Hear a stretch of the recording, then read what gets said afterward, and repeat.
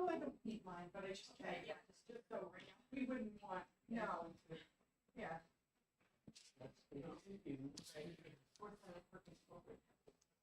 Right, yes.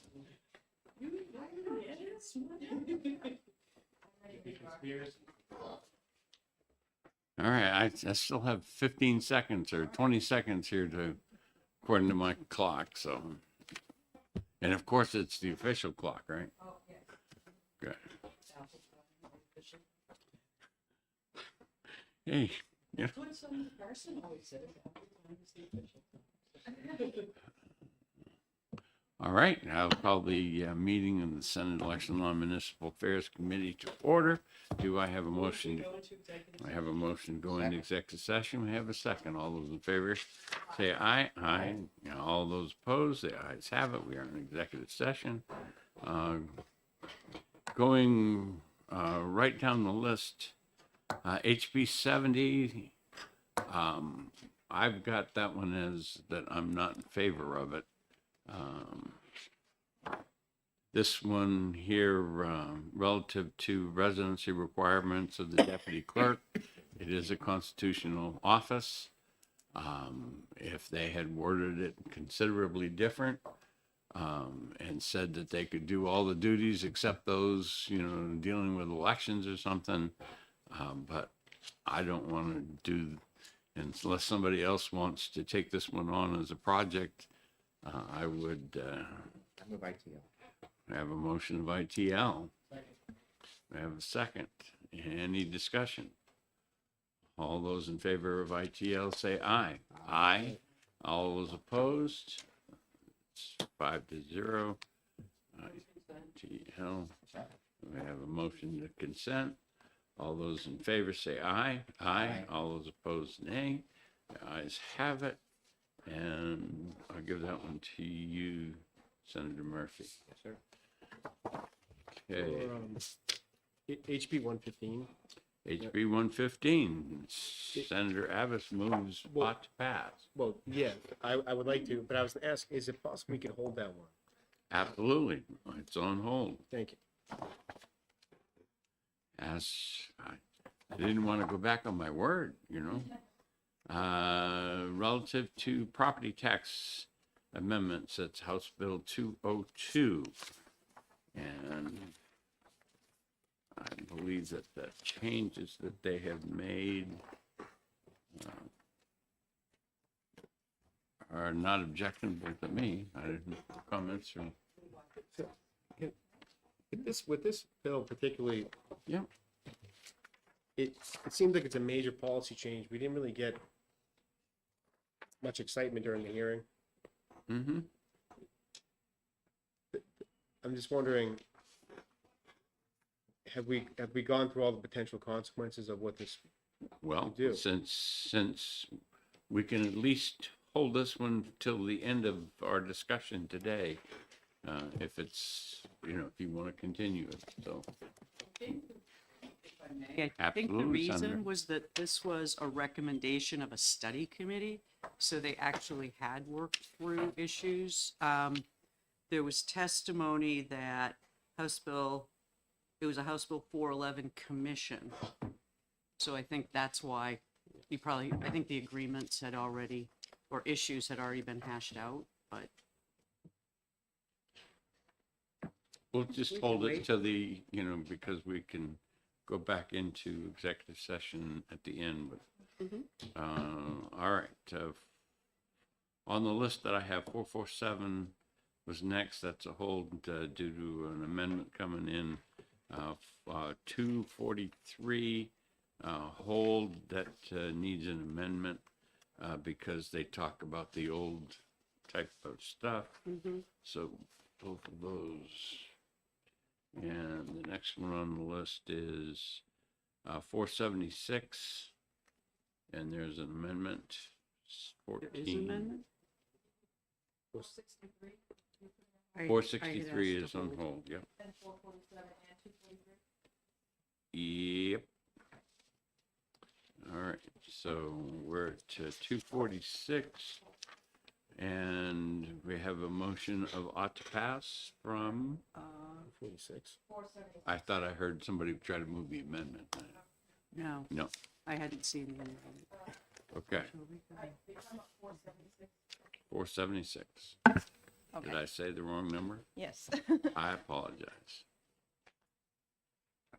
All right, so it sounds like people want to think about that one for No, a while. I think I'm okay with it, Mr. Chairman. So, as I understand your amendment, it would remove all, and it would not provide for a second recount, but Correct. actually put back in the issues that Senator Perkins Quokka and I had raised about Yep. all of the audits being conducted first, and Yep. there being procedures for I'm comfortable with moving on to pass. There was only one small word that she wanted in there, and I explained that the recounts were done in separate locations in that building, Yeah. and, you know, all right, so we have a motion of ought to pass.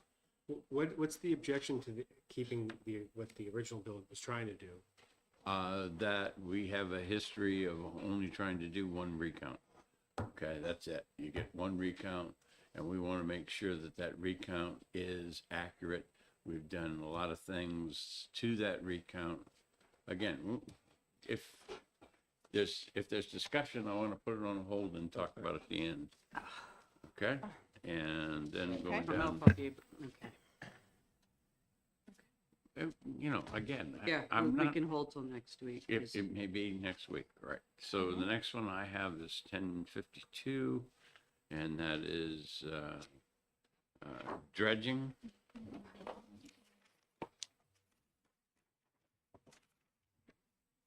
And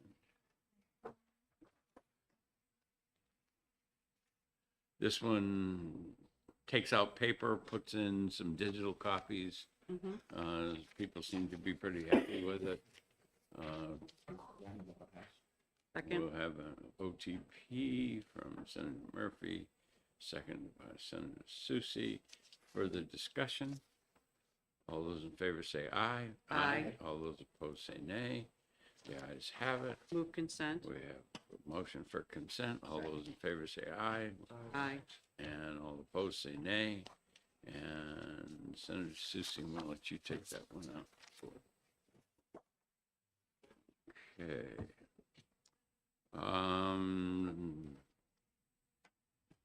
The next one, property tax exempt for charitable.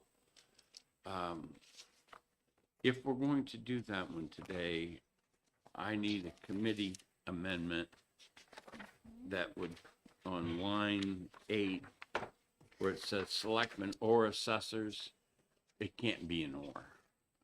You know, I would remove or assessors out of it so that it would read, shall satisfy the selectmen that they, okay, because you can't have that dual responsibility. So if people are in favor of that, I will move ought to pass. And Yep. I will move the committee amendment, and the clerk, or I should say, our aide understands the committee amendment. Yes, so on line Okay. 8, after the selectmen, we're gonna cross out or assessors. Correct. All right, so we're voting on the committee amendment. All those in favor say aye. Aye. All those opposed say nay. The ayes have it. Voting on the bill as amended. Comments? All those in favor say aye. Aye. All those opposed say nay. And I'll take that one out. Move consent. Oh, we have a motion for consent. All those in favor of consent say aye. Aye. All those opposed nay. And the ayes have it. I need a second for the consent. I will Thanks. second the consent.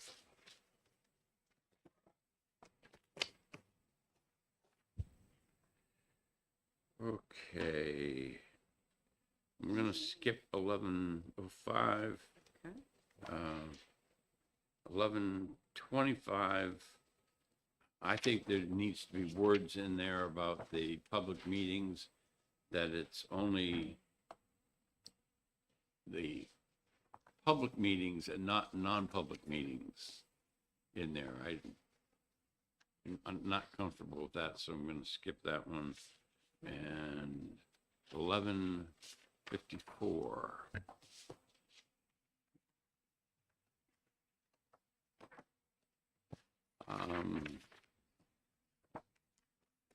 On this one, there was only, Mhm. I guess there wasn't anyone who didn't support it. So, comments from you guys?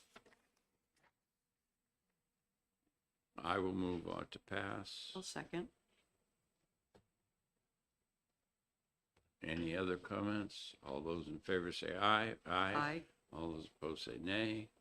The ayes have it. Move consent. We have a motion for consent. I will second that. All those in favor say aye. Aye. All those opposed nay. Anybody particularly want to take that one out? I will do that then. Being a veteran, we'll do that. I'm gonna skip down to 1550. I've only got Senator Murphy for a couple more minutes here. We'll be back. Oh, I know, but.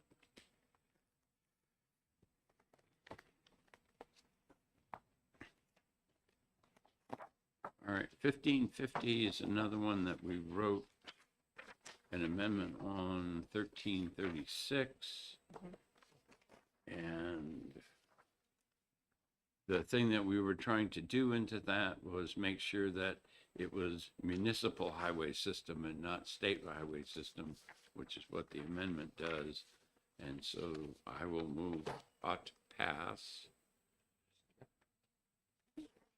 And I will move amendment 1336S. I have a I'll second. second. I'll second. Okay. And, all right, questions on the amendment? Okay, all those in favor of amendment 1336S, say aye. Aye. Aye. All those opposed? The ayes have it. Ought to pass as amended. Further comments? Seeing none, all those in favor say aye. Aye. All those opposed?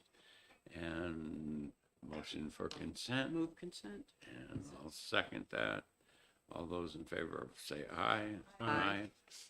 And the ayes have it. And does anybody want to take that one out? Sure. Okay. Senator Susie.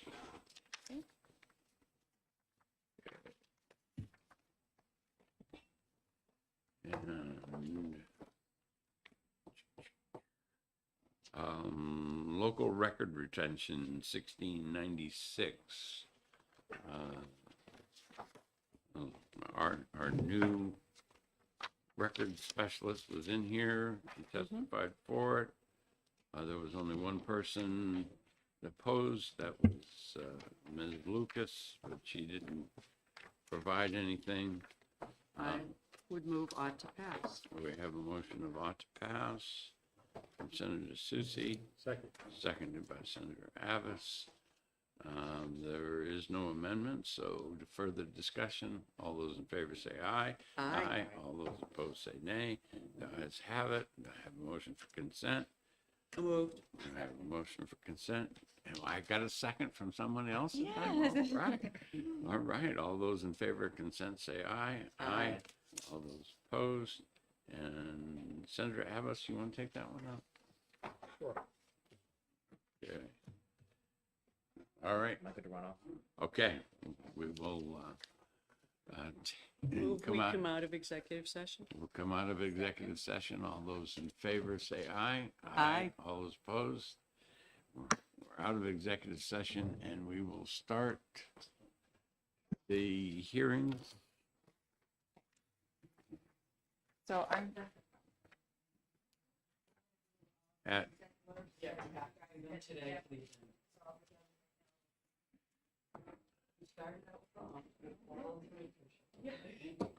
all right, so the hearings don't start until quarter of, right? So,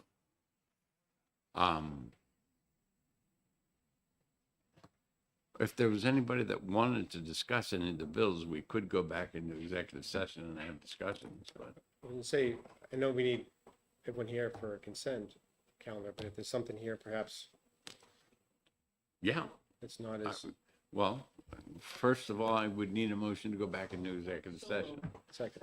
Okay, we have a motion and a second to go back into executive session. All those in favor say aye. Aye. All those opposed, the ayes have it. We're in executive session. One that comes to mind is you wanted to discuss the changing the primary date. Oh, yes. So it's brought to my attention, and this isn't a deal breaker for me either way, but just something for consideration, and I was kind of floating the idea. So I had prepared a replace all amendment to HB 115 to essentially replace what we already passed in the Senate. Yep. Which would have the June primary date. It would be in the second week of June. Someone brought up to me the potential issue of high school or school graduations if you had a heavy winter. And there would be any consideration, perhaps the third week of June as opposed to the second. And that was that was a conversation I had yesterday, and I kind of been floating that around to see what everyone thinks of that. You can have as much trouble whether you specify the second week or the third week. And the problem is that in the North Country, you are more likely to have snow days because of snow, and the southern part, snow days because of ice. And so I think Just thinking in my head without really discussing this any more than the conversation I had yesterday is, if it was the third week as opposed to the second week, you can still run into that problem. You can run into that problem. It's the fourth week, but it may lessen the problem. But it's not a deal breaker for me to leave it the second week. I just thought it was something to discuss and maybe think about it. I'm not sure. I think the second week in June was really a consensus of what to get it over the finish line. So I'm not sure about. Just an idea. Just something to keep. any other comments? I mean, I've supported both June and August. I really think it's critical that we move the date back. The House has pushed back very hard on June, but whether it's the second or third week, I don't have a strong feeling. so I guess what I'm going to do, since I think Senator Murphy may want to be part of this conversation, is that I will push this discussion off until he gets back, and much like, Senator Susie, I don't have any problem with you doing either one. I just need one. Okay.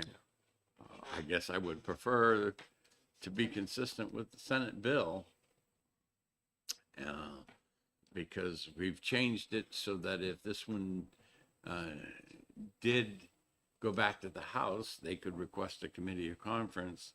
And I don't think that having it be second week or third week would be a deal breaker, because as long as it's in between whatever they said and whatever we said, I would consider it germane. But sometimes myself and the clerk in the House have varying opinions on these things. I think I'm right. What can I You're say? always right, Mr. Chairman. What can I say? Mr. Chairman, could we go back to 476? I think Senator Yep. Abbott had some question on that. So this was the issue of the second recount, and I think what Senator Gray did in his amendment addresses the problem in a much cleaner way. What had happened, or this issue arose because a recount was conducted, a winner was declared, then an audit was conducted. Then the Secretary of State did a second recount, and then it was a different win. So the issue, I think, and we did this in another bill, and Senator Gray does it in his amendment, is to make sure that the audits are conducted first. So that way, if there's any question about the numbers of ballots or counts, that issue can then be raised when the recount occurs for the individual office. But the problem is once you declare a winner of a recount, we've never had an instance where you then do another, I mean, you don't like the results, you don't, you know. So this is a cleaner way of saying you have procedures in place, you do the audit, then you do the recount, and you leave the recount open for as long as there are issues before declaring. And I think the amendment does that well. Well, having been to probably close to 100, if not more, recounts run by the state, we took action after Wyndham, okay? We changed several things, okay? We said that you have to count undervotes and overvotes. When you get done with the tallies should be if it's a one-person or winner race, it should be the number of people that walked in that door, okay? If it is a multiple candidate, it should be the multiple of.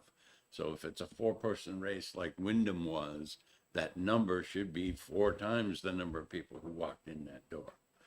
Okay, that when we look at what people can do afterward is there's the ballot law commission. Okay, and so that if there is enough challenge ballots in that procedure, that it can go to the ballot law commission. They will rule on those ballots. But in many, many, many cases, the number of challenged ballots does not equal the difference between the 2 candidates, okay? And therefore, people drop them before they go to the ballot law commission, so. I didn't have an issue with the amended language. I was just, Yeah. I guess, with what happened with the representative where There was there was a clear mistake that was made in the recount. That There was a stack of 25 that, and I'm going to say apparently got missed. And that would be taken care of by making sure that the number of ballots that we counted equal the number of people who registered or signed in to vote. Yep. Okay, so we'll put that one on the list to talk about after. I would support the amendment. I just Yeah. wanted some clarification on what was the issue with the original versus Do we want to just do that one? If Murphy comes back, I can do it and put get it on consent. Senator Chanley won't be here because she's on commerce as well. That's the only thing. So, Then I'm only gonna have 4 no matter when I do it, so. so then, do you want to just do it? All right, we have a motion of Ought to ought to pass. pass. second. And did we get a second? Yep, Second. okay. And so now we need to move amendment 1497, 1497, I would move ought to pass. and I'll second that.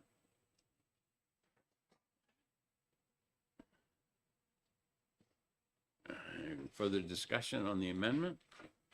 All those in favor say aye. Aye. All those opposed say nay. The ayes have it. And now the bill as amended. Further discussion, seeing none. All those in favor say aye. Aye. All those opposed, nay. The ayes have it. Can't go on consent, and I can take it out, or, You want to, it's fine. okay. I'll take that one out. Great. And we'll just keep on piling the work on Brett. All right, any other bill you want to discuss? A 1361. 1361. Okay, 1361, manufactured housing subdivisions. Mhm.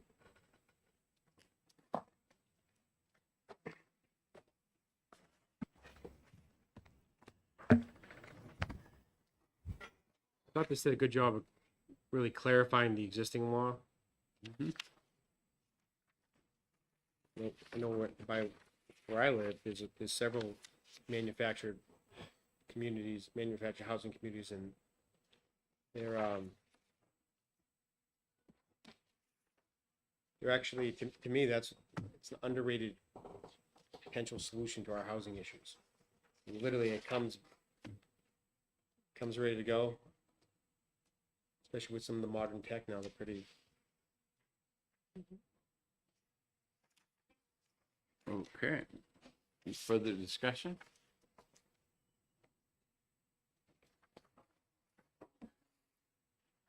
I would move on to pass. I think Or Senator Senator Abbott Abbott, or I'll already second. moved out to pass, Or I'll second. and you can second. Okay, there is no amendment on that. Mm-mm. All right, further discussion? All those in favor say aye. Aye. All those opposed say nay. The ayes have it. And now we're back to the bill. There was no amendment, so Senator Abbas, you get to take that one out. Sure. Any other bill you want to discuss?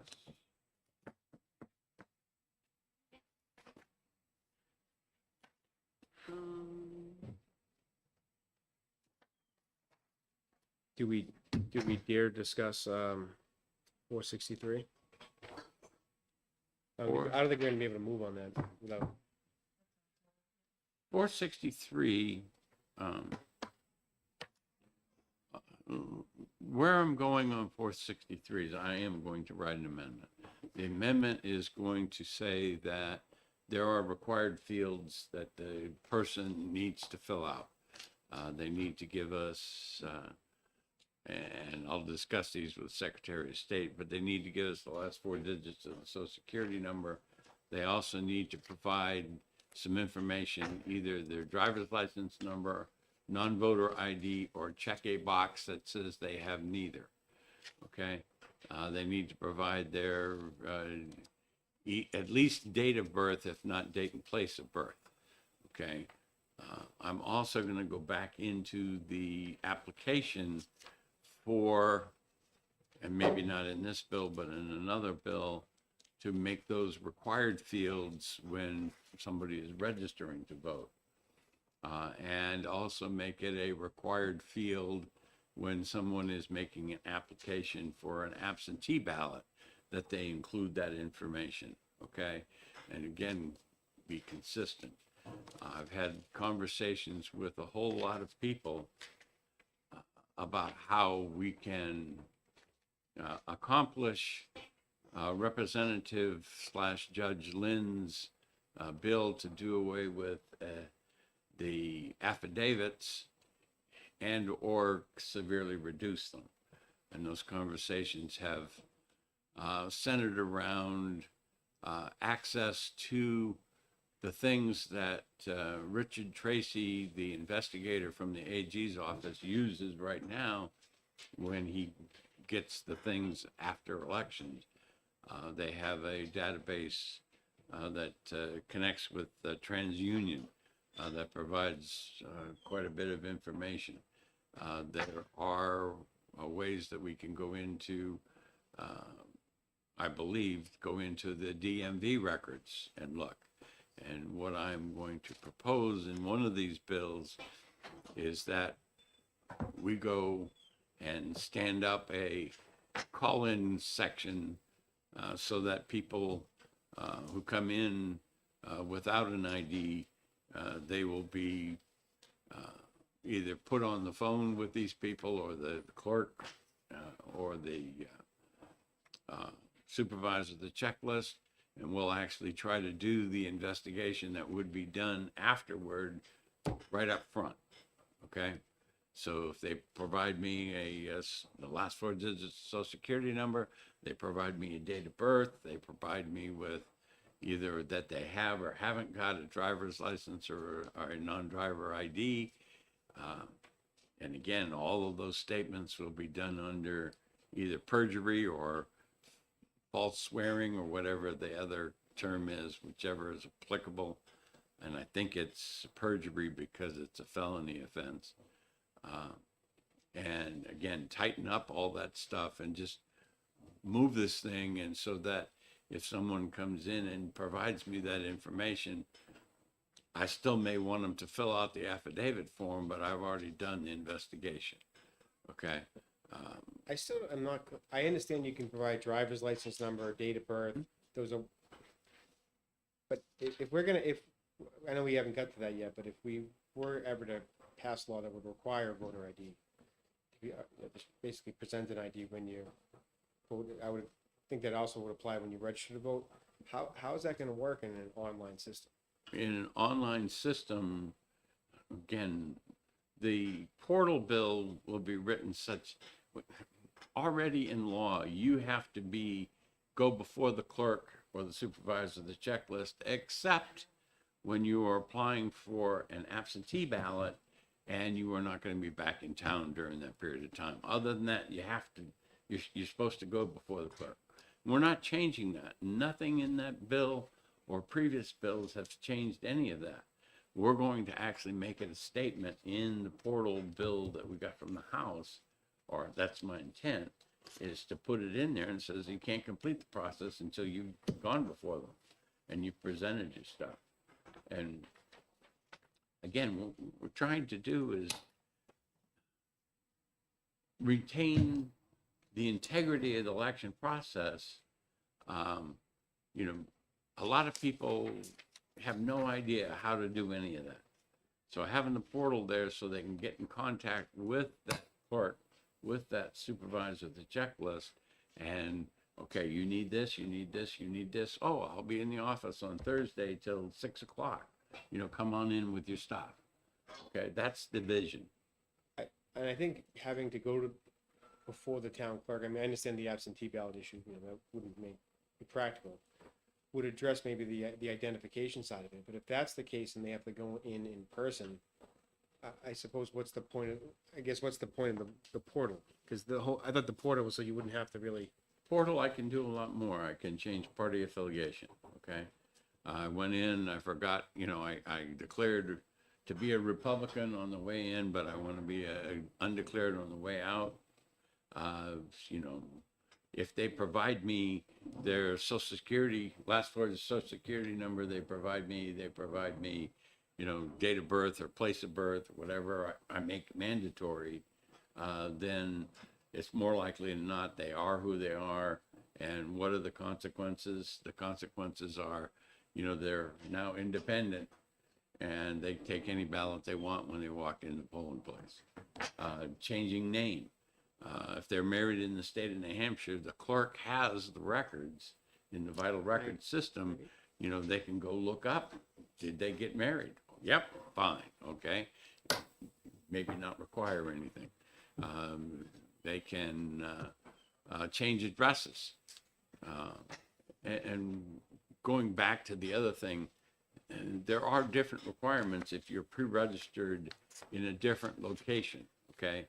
So that if you go into the clerk's office and you are registered in some other city or town, or city ward or town, that they don't need to fill out everything, and the only thing you need to prove is your domicile and your identity, okay?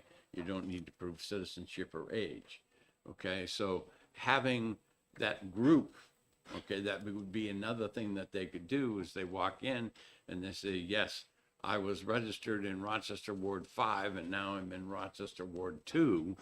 They'd be able to check that either at the polling place by logging in themselves or going to this group, and they'd be able to say, okay, now, you know, show your new domicile. Or so there are things you can do in the portal. It just works. We need to make sure that there is restriction on who can register for the first time and what they need to provide, okay? And going back to your absentee, if on the absentee application, I require those same fields that I'm going to put into the portal, okay, then I have more identity checking than I do now. And, you know, so that I'm building my confidence in what I'm doing and not diminishing it. All right. Move we come out of executive. We have a motion to come out of executive session. All those in favor say aye. Aye. Aye. All those opposed say nay. The ayes have it. We are out of executive session and we will start the hearing on House Bill 1098. All right. Thank you for your participation.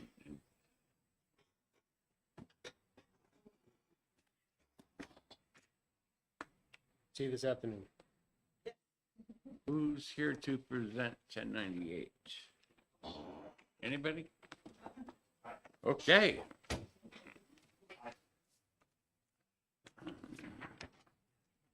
The chair recognizes the chair of House Election Law Committee. Thank you. I don't have 1098 in front of me, so I can't read the title, but my name is Relative to Thank you, ballot Representative Wood. delivery There we go. to elder care facility. Yep. Thank you. My name is Representative Ross Berry. I represent Hillsborough 39, Manchester's Ward 689, the fight in the South End. Here to introduce House Bill 1098 relative to ballots delivered to elder care facilities. This is enabling language that allows the clerk, assistant clerk, clerk pro tem to deliver and handle absentee ballots at a nursing home. It's not a requirement for the clerks to do that. It's just an option for the clerks to do that. Voters living in nursing homes, they're kind of akin to super voters. They can vote from their nursing home where they currently live, or they can vote from their old town that they came from. So that creates a lot of confusion sometimes. Currently, a lot of these ballots are being handled by nurses. Nothing against our fine nursing folk, but that's not really their area of expertise. So we've heard that a lot of the voters would be more comfortable if the clerks had the option to do it. Heard from a lot of the nurses that they'd be more comfortable if the clerks do it. But key thing is, it's not required. It's enabling. If the clerks want to do it, they can. If they want to keep doing it how they're doing it now, they can keep doing it how they're doing now. So that's 1098 in a nutshell. Okay. Questions from senators? Some communities already do this. I mean, there's nothing that prohibits the clerks from, going to a place and registering people or.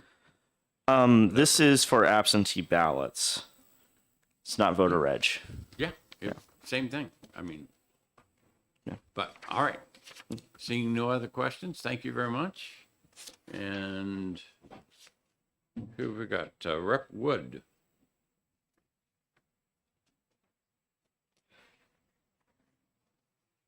Thank you, Mr. Chairman, and thank you, Senators.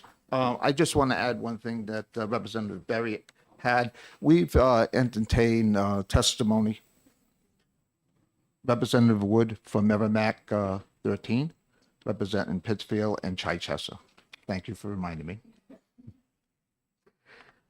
As I was saying, we've entertained several strong testimonies from out of our constituents about people in nursing homes casting votes and people that did not have cognizant ability in their opinion, their family, and they were very distraught by what they heard and what they've seen and what they assumed happened in the nursing home. If I had my way, I would mandate this. There are problems there that they've brought up to the SOS and the Secretary of State, as well as to the nursing home. So I think having this language in place, at least as a bill, will give the clerks a sense that they have to do more in the places that are pushing back or the places where they just drop things off. I'm not exactly sure about the chain of custody that happens in these, and it wasn't clear to the people who testified in front of our committee that the normal chain of custody was upheld at all in these environments. So that's what I would like to add. Questions from the senators? Seeing none, thank you very much. Thank you. Dan Healy.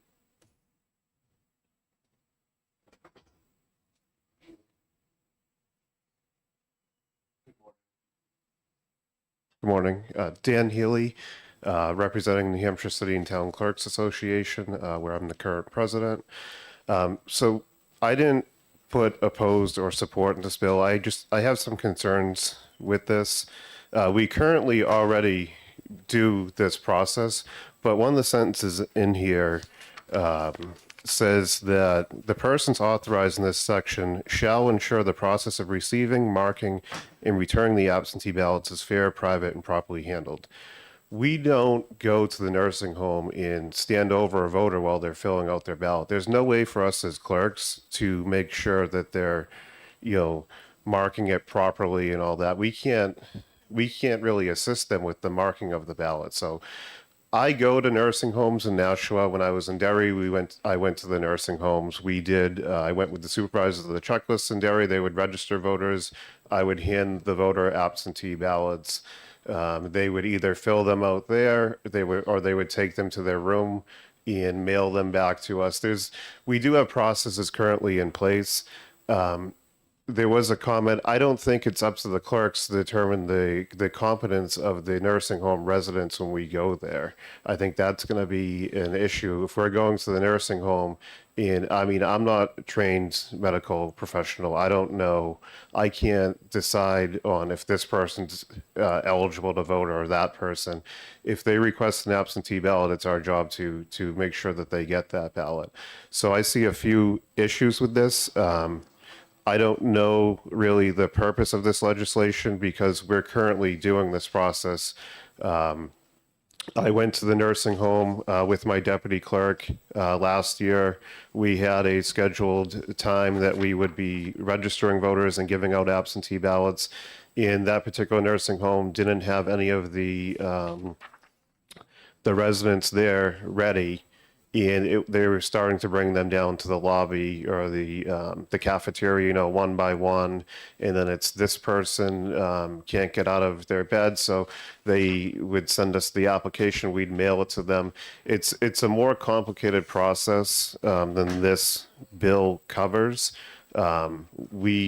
We do accept the applications by fax, email, mail. We have a couple different ways that we handle the nursing homes. We go there or we mail them ballots. But the process that this outlines, marking, returning, fair, private, properly handled, we're not there for that. We're not always there watching them fill out the ballot. So I do see some issues with this, and I'd be open to any questions on that. Questions from the senators? If I went into line 5 and say the person authorized in this section shall, to the extent possible, and then continued the sentence, would that be more acceptable to you? That definitely would be more acceptable. It's just because we can't really. Some of the residents at the nursing home, they fill out the application, they take the ballot, and they say, I want to fill this out in my room. They don't want to fill it out in the cafeteria with everyone watching them. They go back to their room, they fill it out, they mail it back to us, or they give it to the staff there to bring back to us. So we don't actually take part in a lot of the marking of the ballot. So I think that would be an acceptable solution. Okay, further questions from the senators? Okay, thank you very much. Thank you. Joan?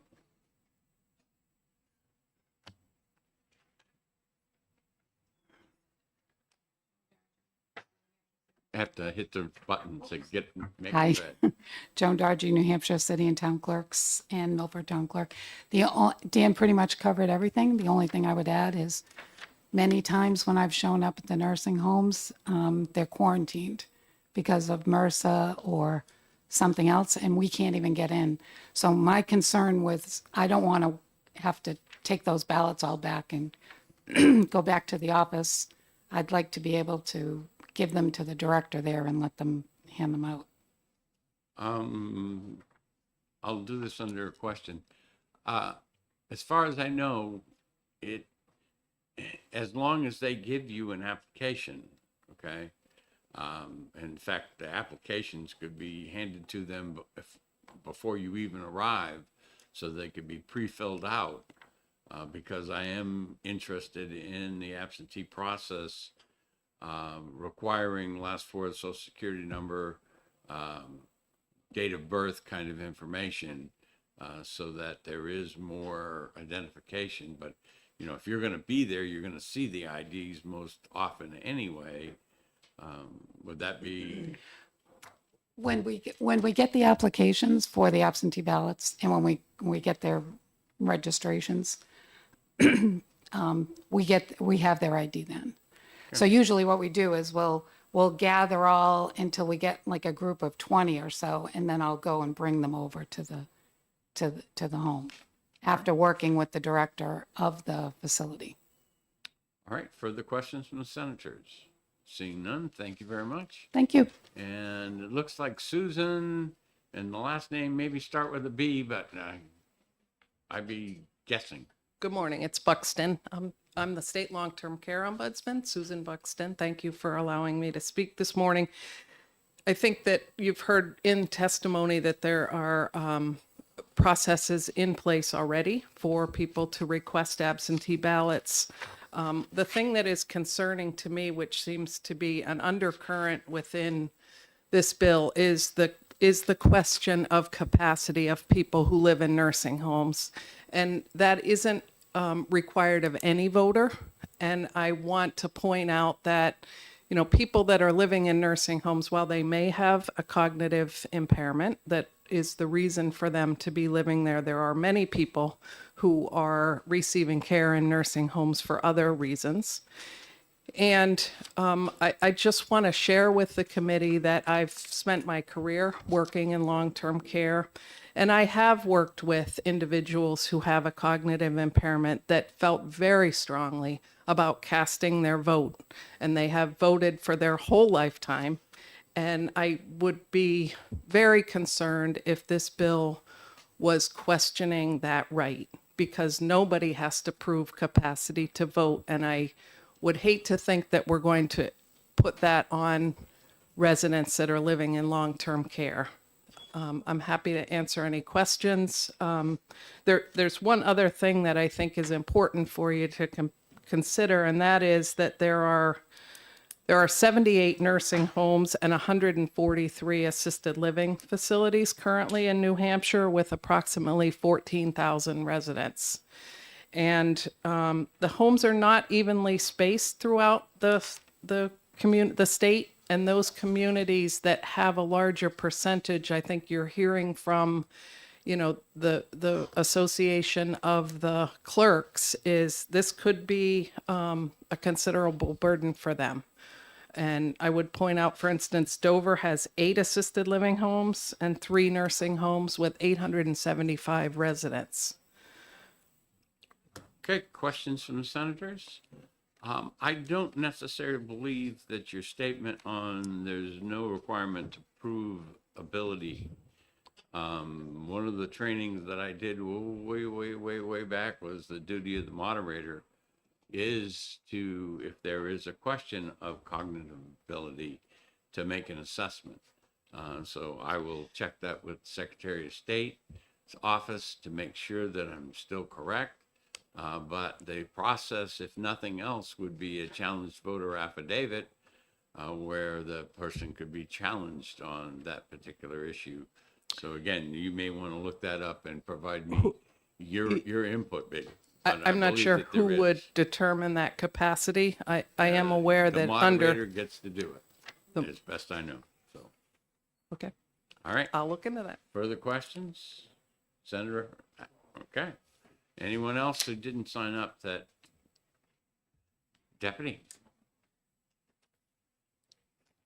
Sorry, Mr. Chair, I arrived too late to put my name on the list. Erin Hennessy, I am Deputy Secretary of State.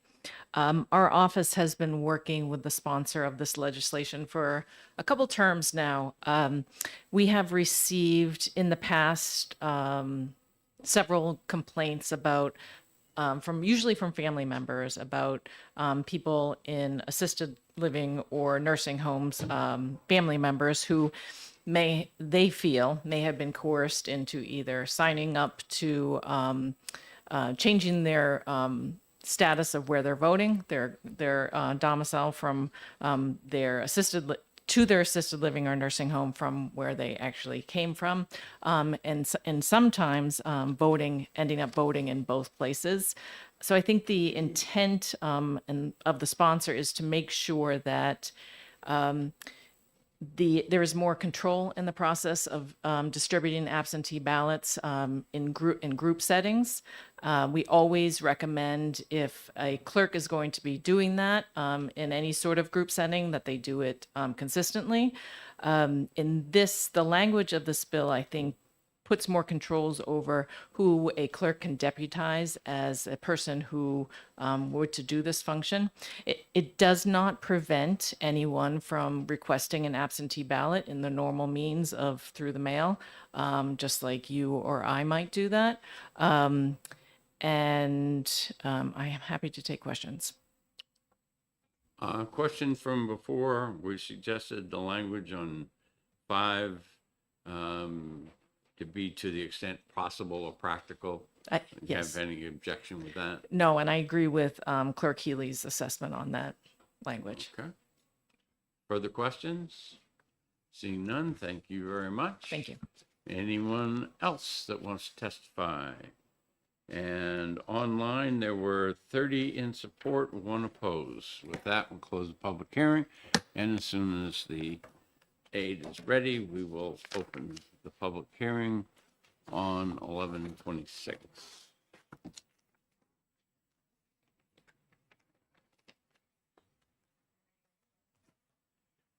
Okay.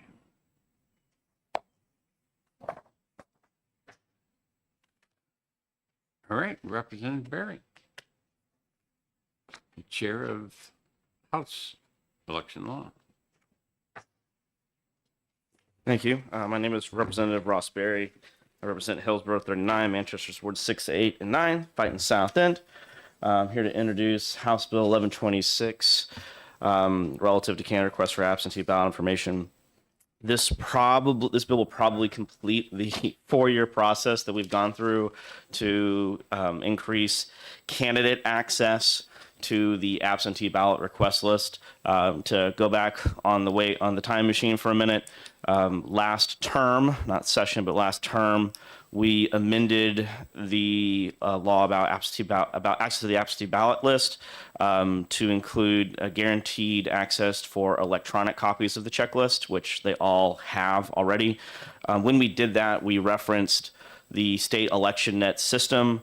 By doing that, we actually excluded information that would be available in a paper copy. So what we're doing here is we're cleaning up that. Currently, if you understand how databases work, you can get access to all of this information as a candidate if you have access to the checklist and the electronic list as it is, but you shouldn't need those database skills to make those connections. The information that you wouldn't be able to get right now would be the type of ballot, the type of absentee ballot, the type of election the absentee ballot was requested in, and obviously the dates. So we're just kind of a housekeeping bill. I'm happy to answer any questions about it. It passed out of committee 20-0. Questions from the senators? Seeing none, thank you very much. Representative Wood? Okay. And Deputy Secretary? Thank you, Mr. Chair. Erin Hennessy, Deputy Secretary of State. In speaking with our elections department, our new statewide voter registration system would be able to easily produce this report for candidates who would like it. I would just recommend that maybe a minor tweak in the language be done on line 9. It references the date that the absentee ballot was returned.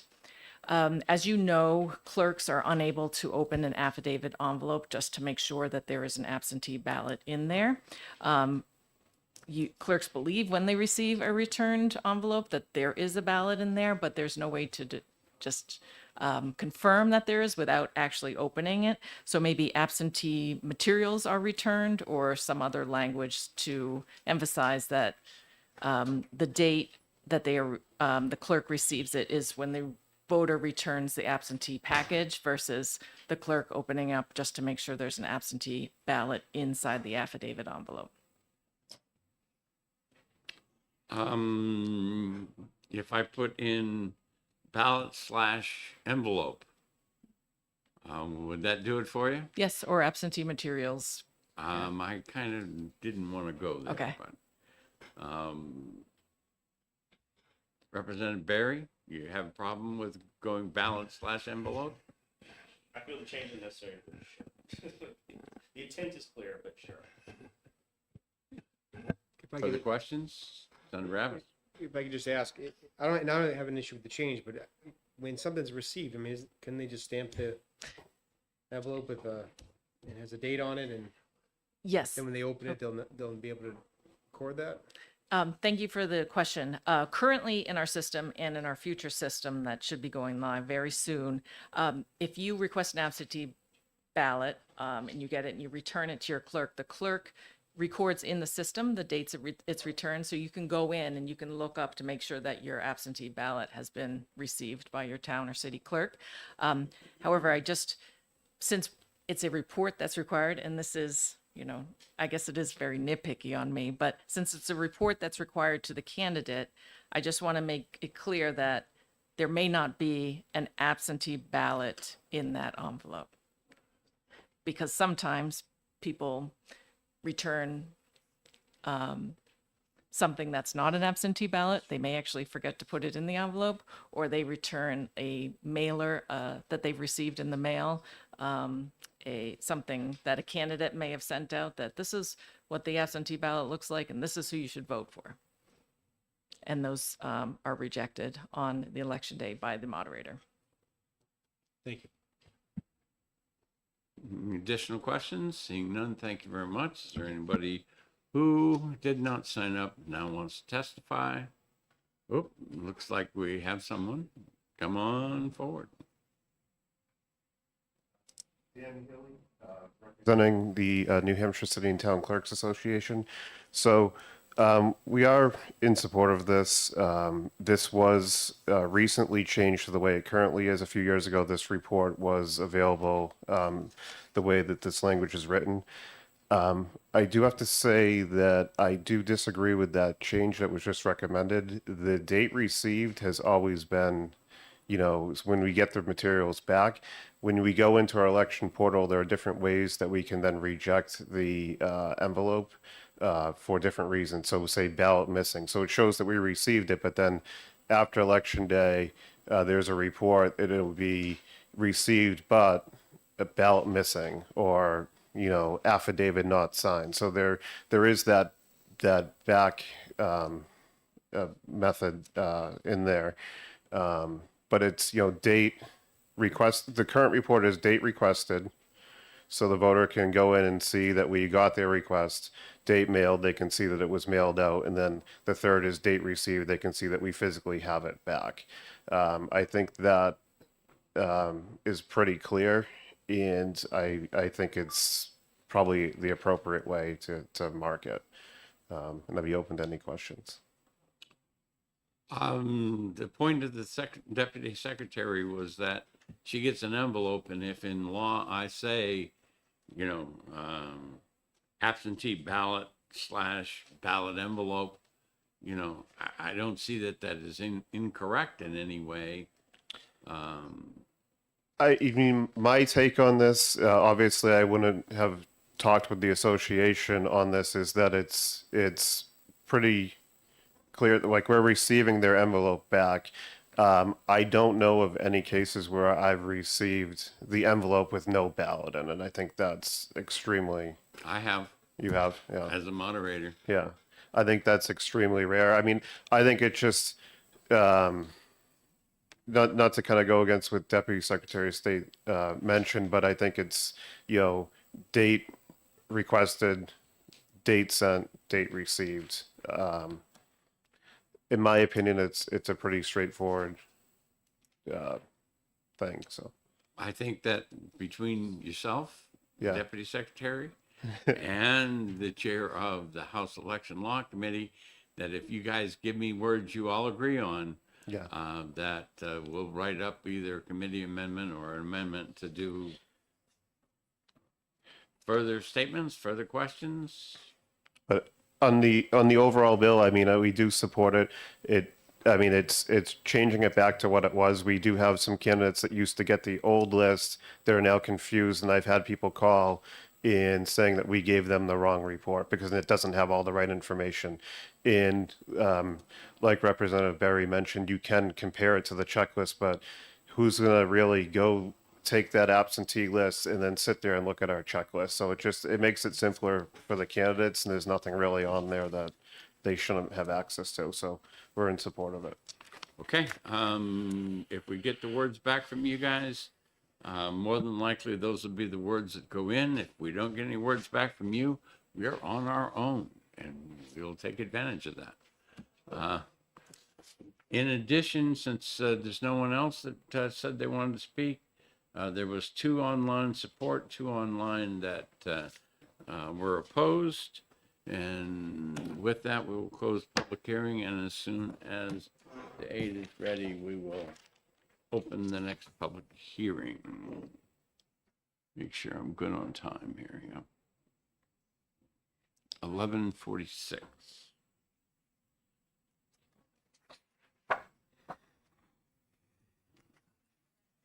Okay, Representative.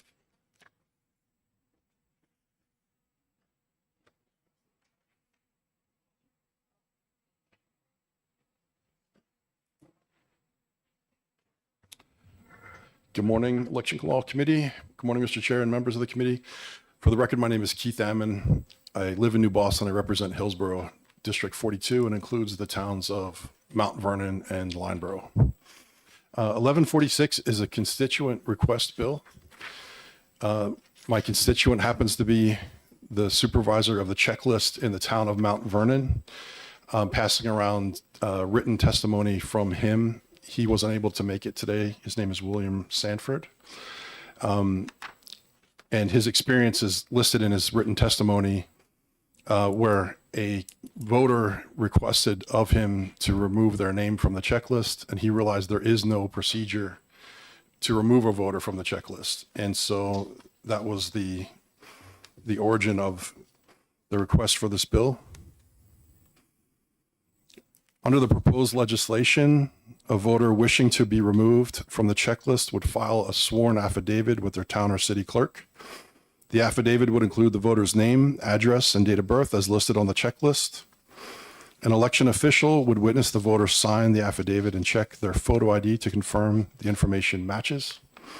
The affidavit would then be forwarded to the supervisor of the checklist, who would verify the information and then remove the voter's name. And in Mr. Sanford's testimony, he suggests that it is within the supervisor of the checklist's authority to remove someone if they pass away or if they move out of district.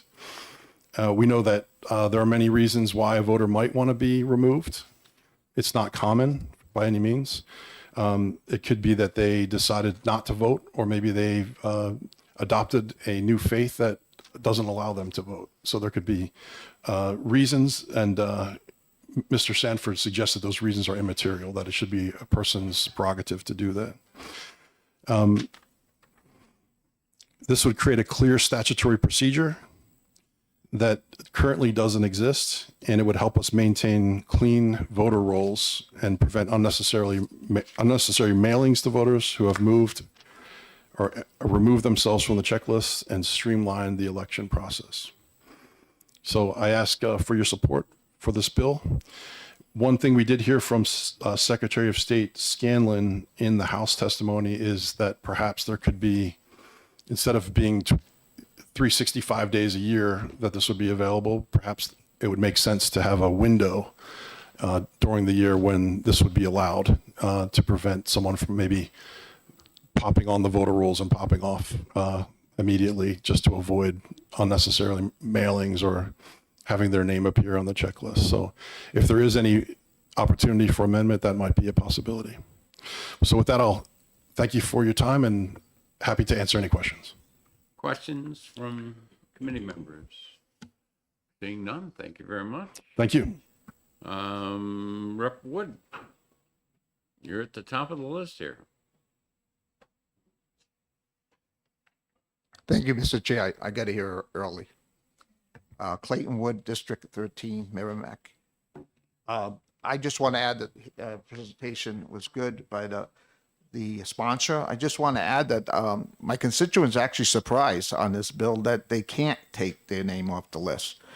There's a lot of concern after the 2021 purge of the checklist, almost 250,000, that the process of 250,000 voters were taken off. The process is in place to remove people when they move and remove people when they die. But a lot of questions, is it happening? I think people want the ability to, if their move is to take their name off the list there and refile it themselves in the new place, even if they're staying within the state. So I don't see the only thing I've heard is that people are going to abuse this. I mean, about signing up for election is so hard. Why would people abuse this? We know it's not hard, but I don't see any evidence at all that someone's going to abuse this. This requires going down to the clerk's office and making this request and providing the same information that you would do if you had to enroll. So it just makes you need to do it twice. So that's my testimony. Thank you. Questions from the senators? Seeing none, thank you very much. Thank you. Representative Barry. Does the committee have questions for Representative Barry? Okay. Thank you. Joan Dargy.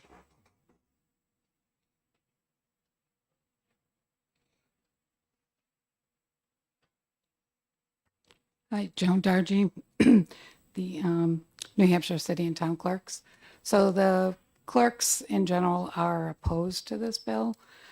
The reason is we have people probably every week coming in and asking us to be pulled off the checklist because they don't want to receive the political advertisements.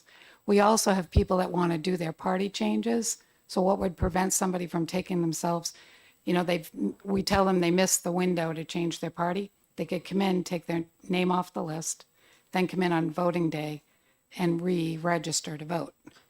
Checklist supervisors I've talked to are also afraid that this is going to create a huge burden for them. Dan just mentioned that possibly don't people get pulled for jury duty off of the election checklist? I'm not sure about that. Our checklist supervisors also brought up that that law enforcement has been asking for years to be not on the public checklist because people don't want people to see where they reside, and and now it's okay for people to be pulled because they don't want political advertisements, but didn't want to do that for law enforcement to protect their privacy. That's pretty much all of the major one is the party change, because we get, during that time frame where we've closed party changes, we get people all the time coming in to change their party. Question. If I give you access at the polling place to ElectionNet, then you could look it up to see if they took the name off, right? Correct. And then there'd have to divert back to the party they were at the time. If you make that the rule, but if they're being taken off, they're being removed. So, right. And normally if somebody is removed, you can, for example, on the purge for the 10-year review, a few people did get taken off. When they re-registered, they could just change to whatever party they wanted to. But it's not so much that as it's going to create a burden. We already have a line out the door on a presidential election, for example, of registering close to 500 people. If we have people that just take their name off because they don't want the political advertisements, that's going to double that number of people registering that day at the polls. Okay. Any other questions from senators? Seeing none, thank you very much. Dan Healy.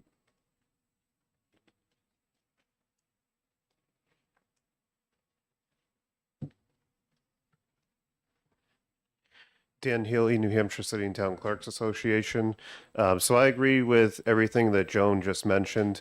And currently, there are a few ways in place that someone can be removed from the voter list. We every so often, before elections and every couple months we have the death report. We remove voters that way. Notified from assessing of address changes, we remove voters. A voter can notify us that they've moved, and I can flag them in the system as a 30-day voter. So when our board of registrars meet, they'll approve that list. I'll send them a letter. They have 30 days to prove that they still live, say, in Nashua, where I'm clerk, and if they don't, they get removed. So if someone notifies us of that, they start that process. They're not going to respond to that letter because they've moved. So they have that option. Currently, there are a few things in place to be removed.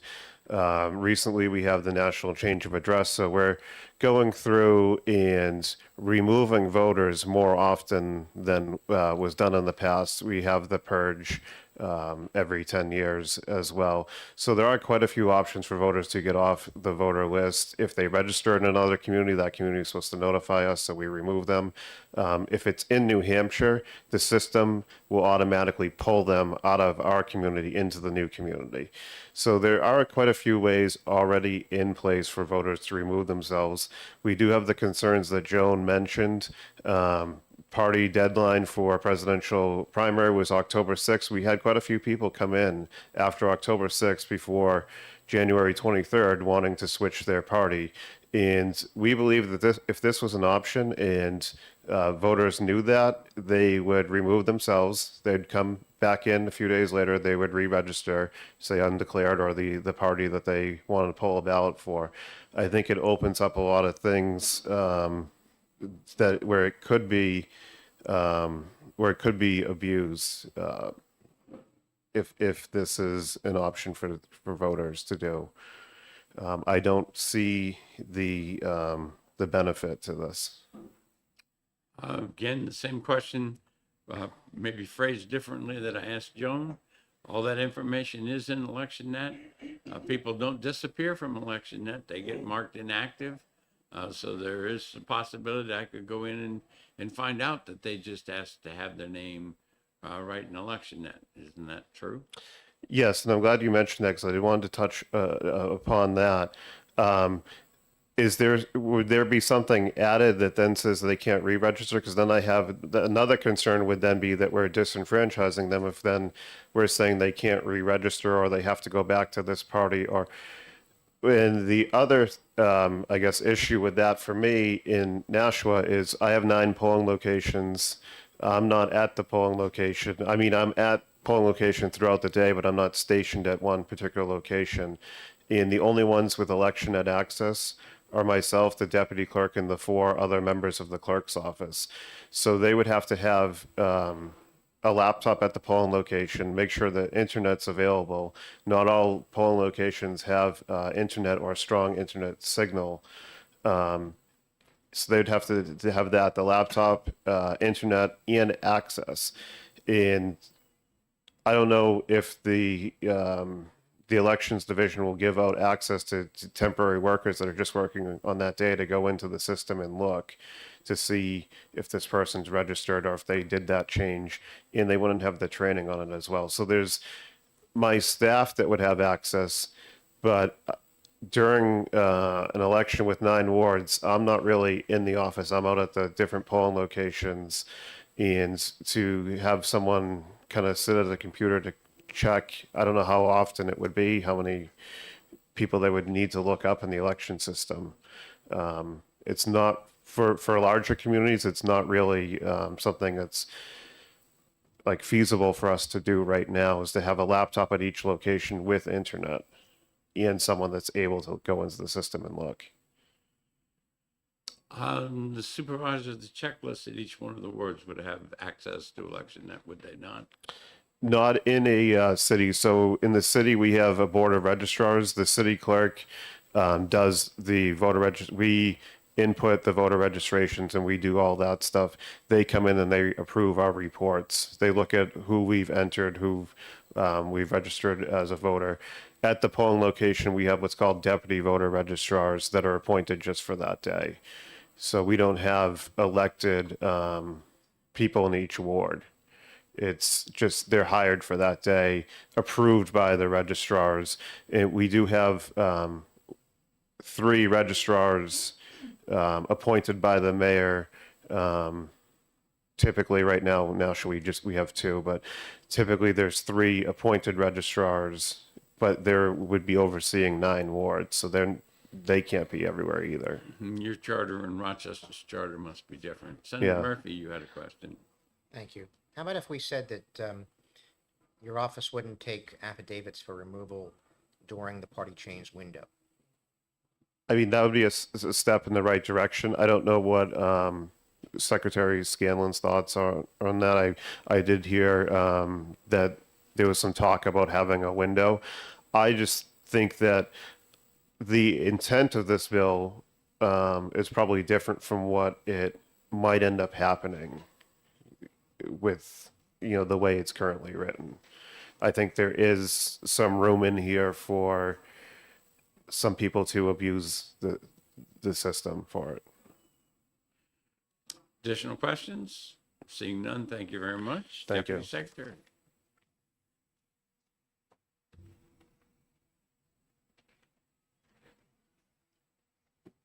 Hello again, Erin Hennessy, Deputy Secretary of State.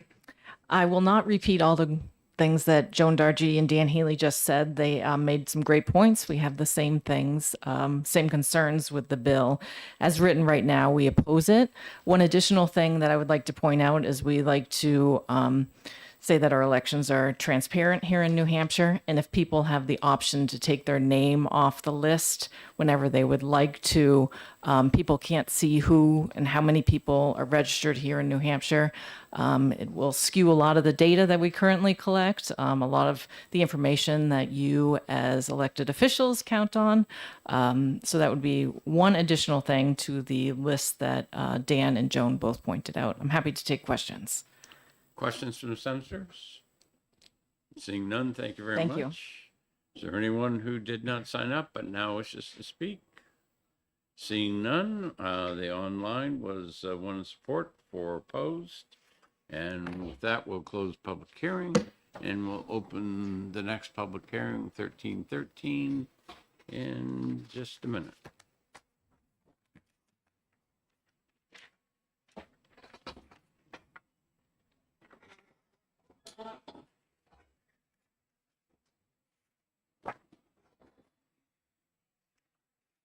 Representative. Good morning. Brian Cole, Hillsborough 26. HB 1313, an act relative to the access to the voter checklist. It's Amendment 2024-0624. It adds language in lines 9 through 12, and then some housekeeping on 14 and 18. This is just basically asking to have the voter list in a sortable format. When in Manchester, we get the list from Matt Norman. It's given to us alphabetically in a format that's not sortable. It's kind of useless. If it was in a sortable format, I could sort by street, go down my street and go through the checklist that way. That's all I'm trying to accomplish here with this bill. Is there any questions? You mentioned an amendment. What was the amendment? It's already on the bill. Okay, because I didn't have an amendment, and I had it. I just printed it out that way. but what was the number you gave me? It's already part of the bill the House passed. Right, I'm just trying to figure out what the number was. It was 2024-0624H. Okay, yeah, I see that in the docket. Thank you. Yes, sir. Any other questions? All right, thank you very much. Thank you. Heath Howard. Representative. Thank you, Senator. Representative Heath Howard. I represent Stratford 4, the towns of Stratford and Barrington. I am in support of HB 1313 as one of the representatives who led the effort on the amendment. I can kind of go over why we did some of the things that we did. So this bill is only going to affect local municipalities in their checklist. It's not going to handle the statewide voter checklist. It's not going to do anything with that. And instead, it's going to allow candidates to receive a sortable spreadsheet, as Representative Cole had stated, so that they can sort the checklist in an easier format by street, so that they can actually form walk lists that won't take them forever to sort. There will be 2 free requests that people can make per election, and that was done in case somebody had accidentally deleted the checklist from their email, whether there was a corrupted file, or another error that may have occurred in sending the checklist to the candidate. And after such, any further requests would allow a municipality to impose a fee to prevent any potential abuse of people making over too many requests just because it's free and they can. So this will definitely help smaller candidates and in their ability to actually obtain these records. It will help local races, especially where people aren't necessarily going to be spending all that much money. And instead of spending $25 on a walk list, they can just get it for free. So if anybody has any questions, I'm open to answer any. Questions from senators? Seeing none, thank you very much. Representative Wood? Chairman, I'll wait testimony. Representative Berry? Questions from senators? Seeing none, thank you. Deputy Secretary?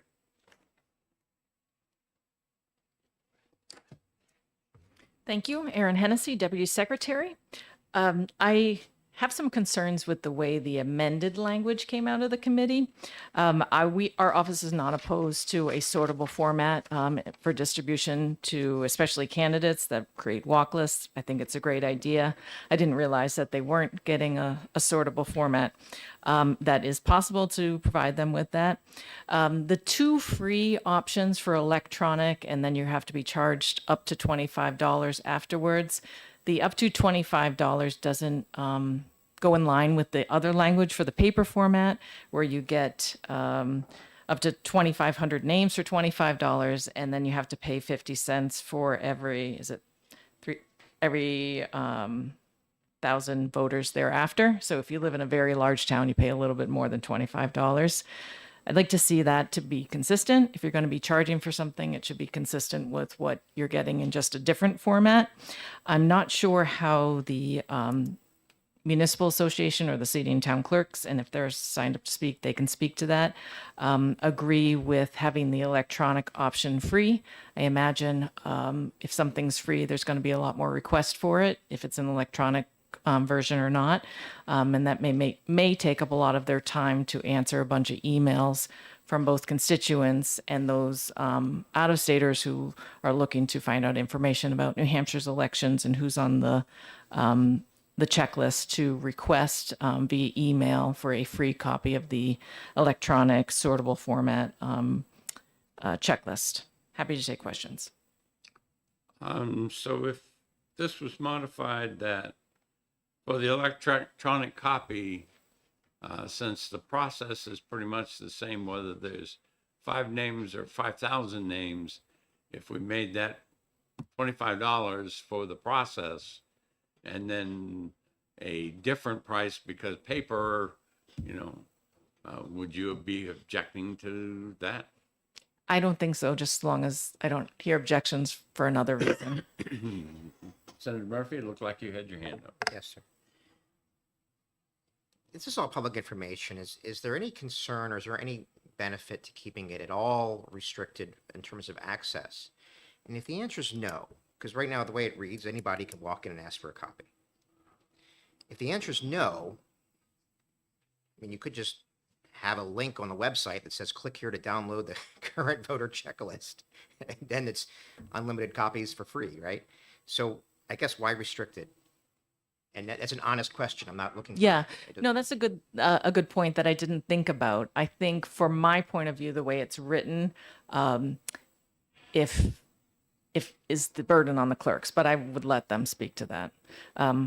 Also, the way it's written, they would have to figure out how to track who's requested 2 copies already, and then go ahead and set a fee up to $25, which may be inconsistent across the state if for a third request for that information. All right. Anyone else for questions for the secretary? Okay, thank you. Apparently Representative Berry would like to come up. You need to get up to the microphone. I can, if Senator Murphy wants, we did address that in committee, that question. We have heard in the past, we've considered a bill like this before. We've heard in the past that there's a balancing act between a right to privacy and obviously easy access to the voter list. So the bill originally written, I believe, actually was the statewide checklist, and we took that out because we've heard from privacy advocates before they don't like the immediate access to that. So it was a balancing act, which is why you can get 2 free copies, and then after that you have to pay $25. So it wasn't a burden on the clerks, but also you don't get access to the statewide checklist. So the answer to your question is it was a middle ground. Senator Murphy. So it's public information, and anyone can walk in and ask for it, and they've got to give it to you. But we're going to make it a little bit hard to get just because we don't want it to be too easy. Correct. Yeah, because that's what the privacy Thank advocates you. that's what the privacy advocates pushed for. So we gave them what they pushed for. So just before you go, again, current state law would have you paying for it. Okay. And certainly that, I'm sure, was done, at least all the time that, 12 years I've been on election law committees. So if on line 10, I took out the 2 free copies and deleted that all the way to line 11 and ended in the word before, and it says a fee of up to $25 may be charged. Yep. That would be consistent with what we're doing right now for a city. Comments on that? I personally don't have an issue with it. Speaking from the committee's point of view, they were they wanted actually kind of to the point that Senator Murphy's making is they wanted to free up access to the information, but they didn't want to be a free for all. So personally, I don't have an issue with it. We do currently charge for it now. I think the big thing here is getting it electronically and sortable. So it's all, everything you're describing is still a step in the right direction. Additional comments? Okay, thank you very much.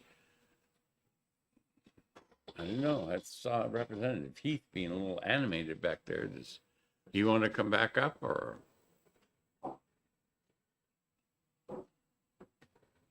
Yes, I thank you, Senator, for recognizing me.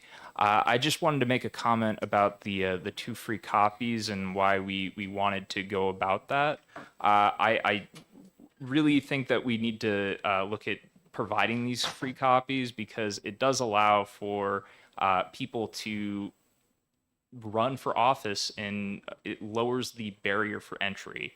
I think that allowing those 2 free copies, what it did was it was another compromise where there were people who wanted to have unlimited free copies and people who were worried about the potential for abuse and people making too many requests and overfilling the clerk's offices with those requests. So that's why we went with the 2 free copies to give the people access to that free information while still allowing there to be some flexibility in how municipalities approach it. So what would stop a group of people, a town committee, either Republicans or Democrats, from having person A go in on Monday, person B go in on Tuesday, person C go in on Wednesday, person D go in on Friday, and then repeat that until I've used up all my free copies? Yeah, Well, there's nothing preventing that. But I mean, right now, and why we want to allow this for anybody to be able to do that was because let's say you guys have your own campaign staffers. what if they're going to go and pick up or reach out to one of the clerks to get one of those lists on your behalf? I think that especially when we're looking at larger campaigns, we have people who are not going to necessarily be reaching out as the candidate themselves, and they're going to have others be doing that for them. So there is that factor too, where I think that yes, that is a concern as to why people could overload it, but I think that the 2 free copies limits the concern so that it won't necessarily lead to that. And if it does get to that point, then there would be a charge imposed on them, which is kind of the point of the charge, to limit any further requests. Senator Abbas? Thank you, Mr. Chairman. You said that providing the free copies would remove some barriers for candidates. Is that what you're referring to? How is that $25 or up to 25 a barrier? Yeah, it's mostly for local candidates, like people running for school board per se, where they may not necessarily be spending a whole lot of money. They may not be spending any money at all to be running for that, but they want to still be able to go and knock on the doors and talk to their neighbors. And allowing this to be obtained for free allows anybody, regardless of their economic situation, to go out and do that. Because it doesn't matter what income level somebody may have. They can still care about that school, and they can still care about being a part of that school board. And I think that lowering this cost is just one way of eliminating that barrier. A follow-up. And are you aware of anyone who actually would have run for office, but they ran into this fee? Did that change their decision?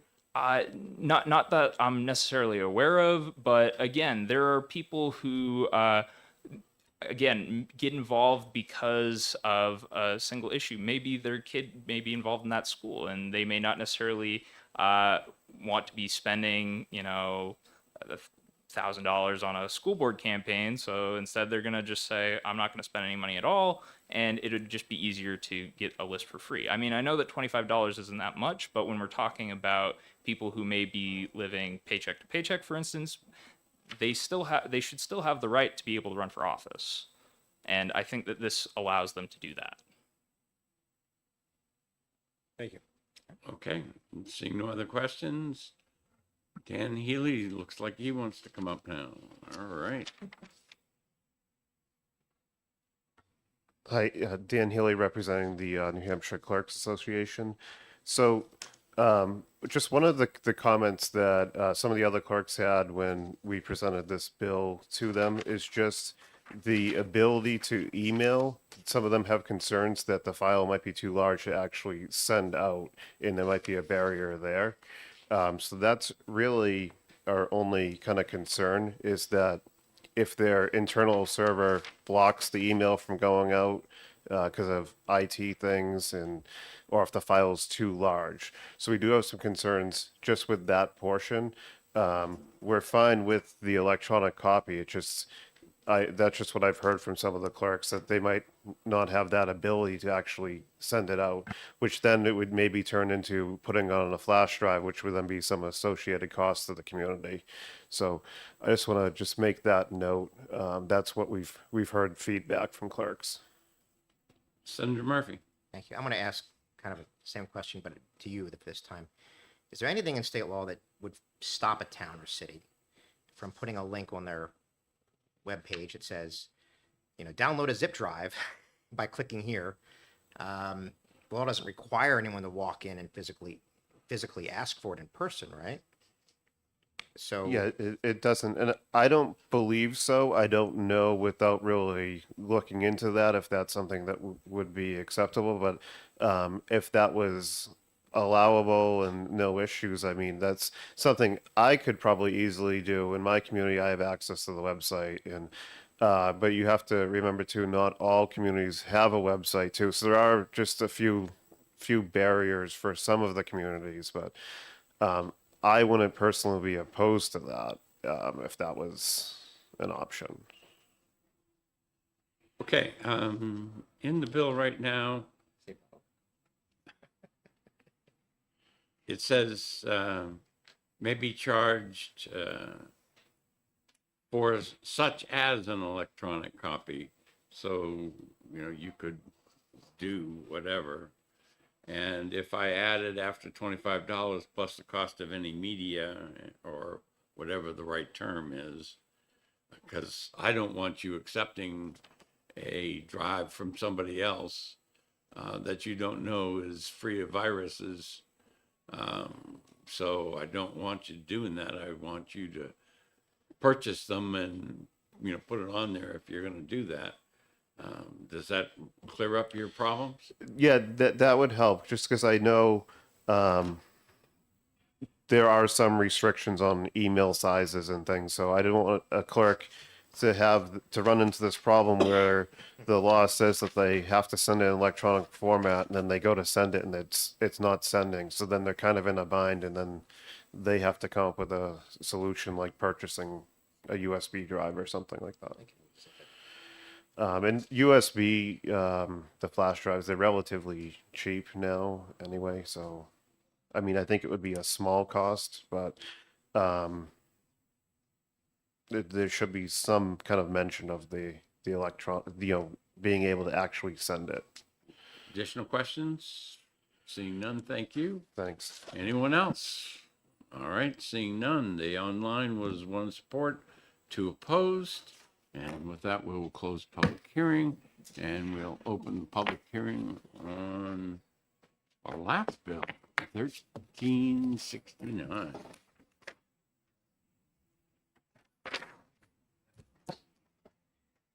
We're trying at work. Don't give us any more work. Here's a way you can save a lot of time. Well.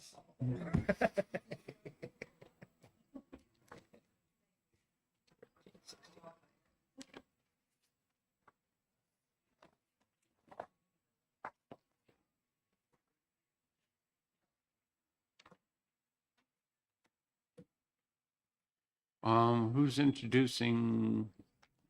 Come on up, Representative.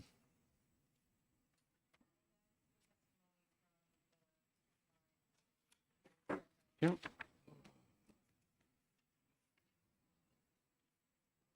We're honored again with the presence of the chair of House Election Law. Thank you. We're on 1369, just so correct? Yes, sir. Senator? Thank you. Just want to trust but verify that. Thank you. My name is Representative Ross Berry. I represent Manchester's Ward 689, Fighting South End. I'm here to introduce House Bill 1369 relative to the verification of voter rolls every 4 years. So currently, we conduct a voter roll purge. I don't really like the term purge, but that's what we call it, every 10 years.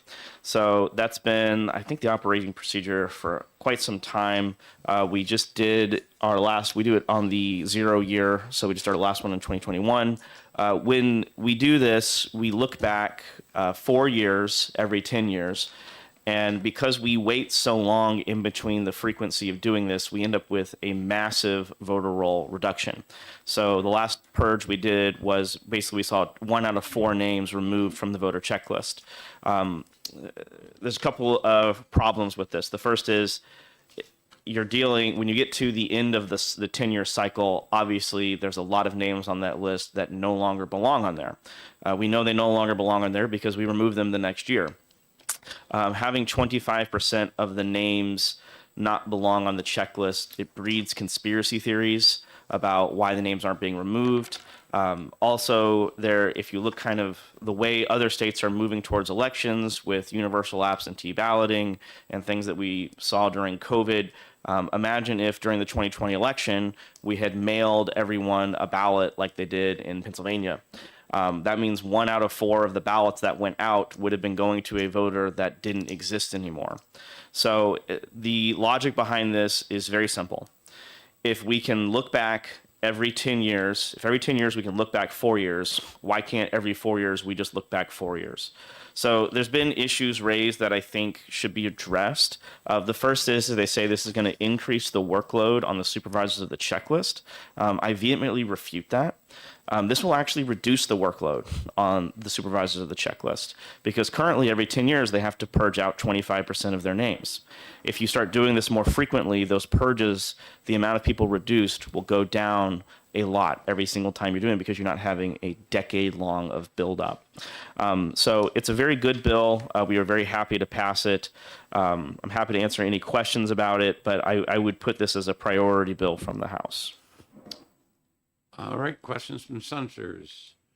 You are familiar with the Senate bill that we sent over? Correct. We did an expedient to legislate that, not because we disagreed with the idea, but because we had already passed a 4-year bill, which we believe is a stronger position. So if I take that same position, then I should kill this one because we already took a position. You could do that if you want to be responsible for that. That's totally fine. And we can also modify this to the Senate position. I will kindly remind the Senate that it passed on a very narrow margin, and if it comes back to the House and it dies, no one will blame the House.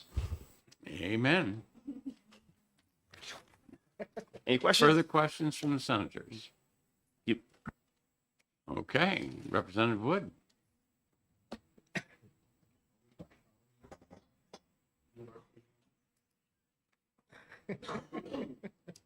Again, Clayton Wood from Merrimack, District 13. I want to add a couple of things. First of all, I appreciated the Deputy Secretary of State mentioning having awareness of where we stand. The 2020 election, we thought there was 1.1 million voters. We had a record turnout, 76%. And 6 months later, less than 6 months later, we found out that that record turnout was even a bigger record turnout because 250,000 of those voters, or of that 1.1 million people we were claiming were voters, were gone. So the 10 years is not working. It's just not working. Going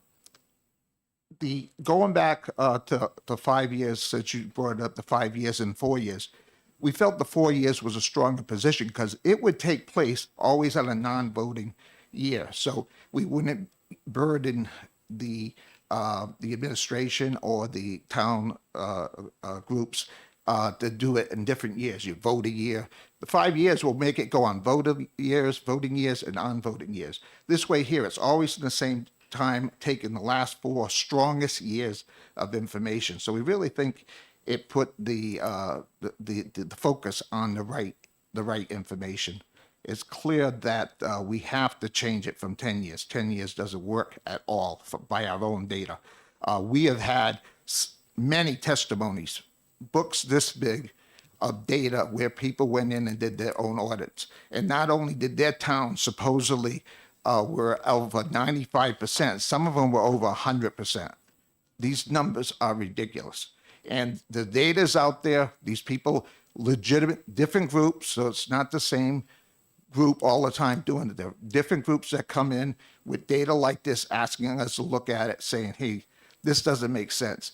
If you know anything about numbers, there's no way you're going to get 95% of anything showing up for anything. But that's just numbers. So I think this 10 years is deeply flawed, and I think we have an opportunity to do it. I think if the Senate is struggling with the 5 years, 4 years, I hope they look at the logic in the 4 years, taking the best data all the time, because it'd be slightly different on an odd year, on a 5th year multiple than a 4-year multiple. I think it's a stronger bill, and stand by that. Any questions? Oh, sorry, that's your job. Senator Susie. So I actually have one regarding the 4-year versus 5-year. Okay. What if I'm a voter who does not participate in state or local elections, but only votes in the presidential? For whatever reason, this year I decide I don't like the candidates, so I don't vote.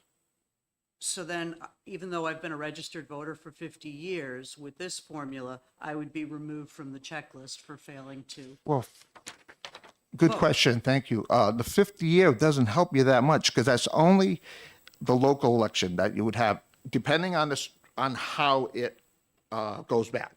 So the most you're going to get by doing an extra year is you're going to get a local election, which you get every year. You get that information every year. So that's the only information you're going to get if the numbers stack that way. I probably shouldn't have said 50, but I mean, to say that the 10-year doesn't work, I mean, there's there's a reason that people choose to vote in the patterns that they do, and wouldn't you agree that this has the potential to disenfranchise people who are older, who are veteran, but who for whatever reason want to remain registered voters, but choose not to participate in a particular cycle? Just, as far as I understand the bill, nothing changes in the process. Everybody will receive a letter and they can answer to that letter. And again, that would be another reassurance, because if you wait 10 years, that same person would have to get that letter and then get back to you anyway. So if they haven't voted, and the data shows that we're losing more people than anybody could imagine. 250,000. I can't find a way. I looked at moving rates, all that. I can't even find a way of how we got that many people in 10 years.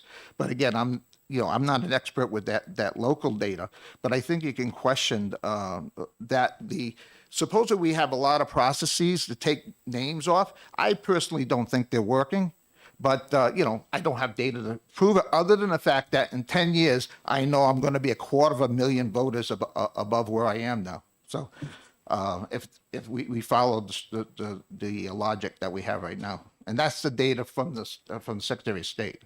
So any other questions? Thank you very much. Thank you, Mr. Chair. Olivia.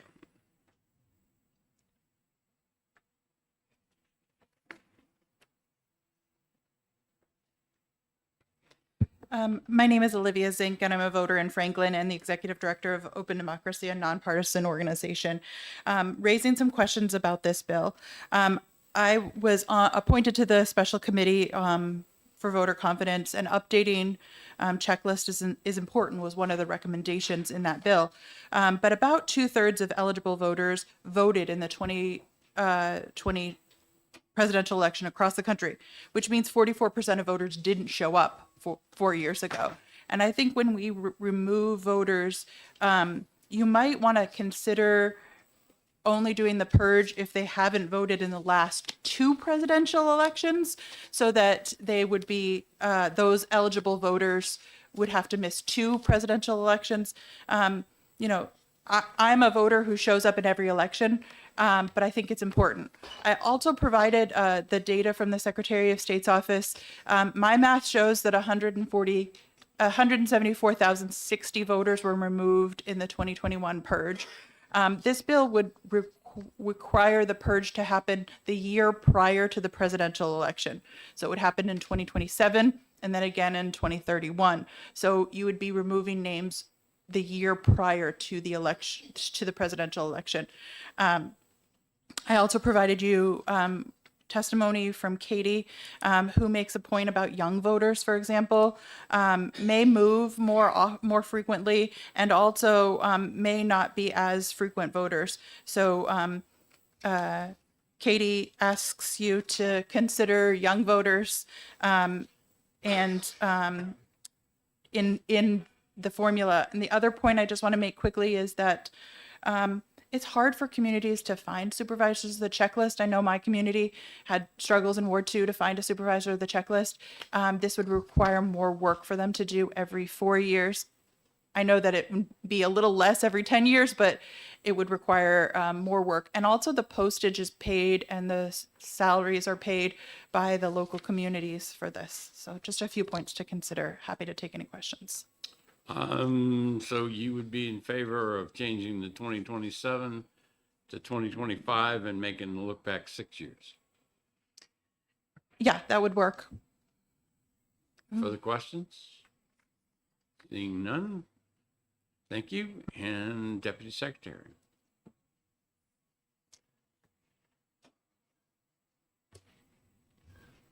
Thank you, Mr. Chair, members of the committee. Erin Hennessy again. I just want to say our office supports this legislation. We also supported the legislation that the Senate passed with a 5-year look back. The way it works right now, to answer one of Senator Soucy's earlier questions, is there is a 4-year look back. So if a voter did not vote in the previous presidential primary in that 4-year look back, they would receive that letter. Unless they took action to add their name back on the list, they would be removed. So this legislation doesn't change anything on the 4-year look back. It just changes the amount of time. that the supervisors are required to do this every 4 years instead of every 10. Our office feels that when supervisors go to do this next, whether it be every 4 years, every 5 years, every 6 years, every 10 years, that there will be fewer removals from the checklist because of each additional step in recent years that the legislature and our office has taken to make sure that the rolls are more clean, especially with the new implementation of the National Change of Address Registry and our knock on wood, hopefully the clean implementation into our statewide voter registration system that we're putting out there. Communities have already been doing this for almost a year now. And so I think that that is going to maintain much cleaner rolls than we've had in the past. And so when, whatever the timing that supervisors go to do this in the future, that they will be removing many fewer people because those voters will have already been removed via other means. Happy to take questions. Following along with Senator Susi's question before, and what I had stated, if I change 2027 to 2025 to get it immediately after the presidential election and change the look back period to get 2 cycles, namely making that 6-year look back, you don't have any objection to that, or you do? Thank you for the question. I think my brain's moving a little slow. I'm not sure that you would always get 2 presidential primaries or presidential elections with a 6-year look back, but I'd have to draw that out. If I'm doing it every 4 years, okay, and I'm doing it in the year following the presidential election, and I look back 6 years, my brain tells me I'm going to get 2 presidential elections every time. I think your brain's moving a little quicker than mine is this morning. All right. I know you'll get at least 1, but I think every other time you might get 2. We'll talk more Okay. about it later. Further questions from the senators? All right, seeing none. Is there anyone who did not sign up but now wishes to speak? I don't see anyone. Online, there was 10 in support, 23 opposed. And with that, we will close public hearing. And shall we go back into executive session? Bills to do. Or we got bills that we can talk about. All right. We can do that. So we have a motion by Senator Murphy to go into executive session, seconded by Senator Abbas. All those in favor of going back into executive session, say aye. Aye. All those opposed say nay. We are back into executive session. Would you recap after Senator Murphy left? We took care of what, 2 bills? Yeah. And 1361 was one of them. Was offered. 476. yeah. Okay, so this will not be on consent. This bill that we just heard, 1369. I think the 4 years, my understanding, we did 5 years. We did 5 years, and that had to do with the conversation that I had with the Secretary of State. But the Secretary of State made the statement today that they are supporting this bill, which was a 4-year look back. I mean, the 4-year frequency, which is fine with me. I do have the concerns, Senator Susi, about trying to get 2 presidential elections in there. And so if you wanted to do a committee amendment, which changes on lines 4 and 5, starting in 2027 to starting in 2025 to get it the year immediately following the presidential election, that would get it closer to the presidential, which would be my preference. And then in line 22, the 6-year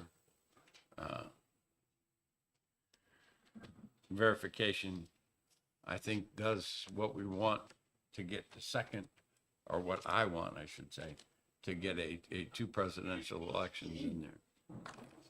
So was there any issue with the 5-year that we already passed? I mean, I think both, I don't have much in favor one over the other. I just.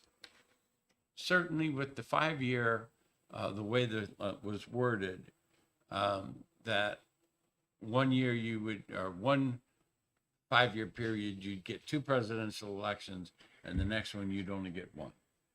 But it did decrease the frequency just slightly that happened, but it would be different between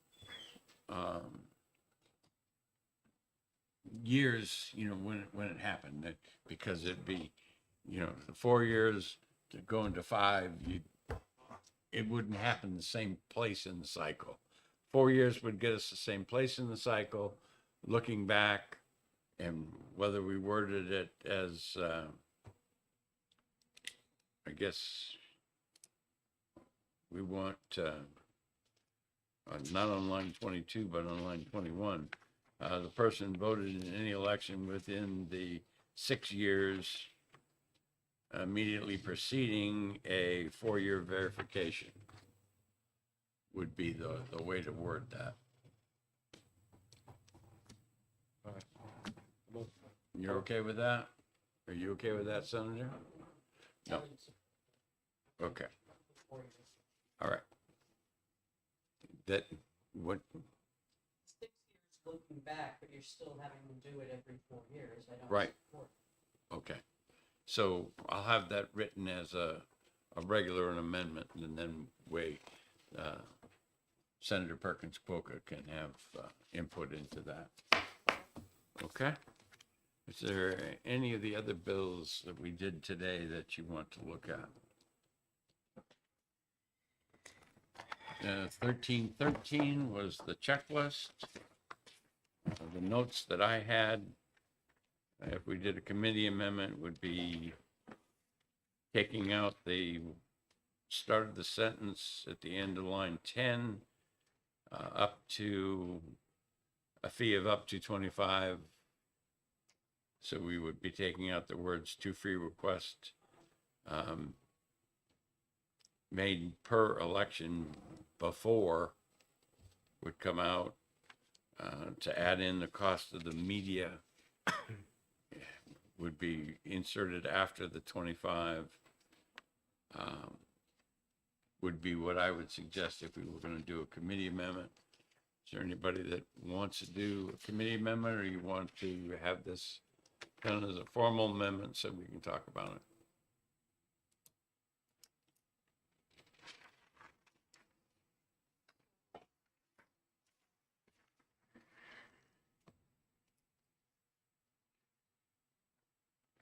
I'm actually kind of questioning on line 9 where it says options shall include electronic copy to be sent by email of at least one sort of a format such as a spreadsheet. Yeah. But that's only listing one option, so maybe that's where we can put in. All right. Then sent why by don't you and email. I work on an amendment together? Yeah, I think we just want to address the issue of the too large file kind of thing, so that we can make it clear that they could put modify. You can always zip drive it. You can fit really big files in a zip drive. Well, it depends on the compressibility of the data that you have, but that's one of those things, electrical engineer would specialize in computer science would. If only we had one of those. Yeah, only if we had one of those. But I think that's an easy. Yeah. The bill before that, relative to the removal of the voter on the checklist. I'm not in favor of removing people off the checklist. Certainly, I'd be willing to study it, put it in an interim study, but that's as far as I would be willing to go. Comments from you guys? I was tempted to try an amendment to salvage it. I think in general, I have no problem with people pulling from the checklist, but if my position is the minority, I'm not here to waste time with it. So I would support interim study over. I will move interim study. Second, Senator Susie.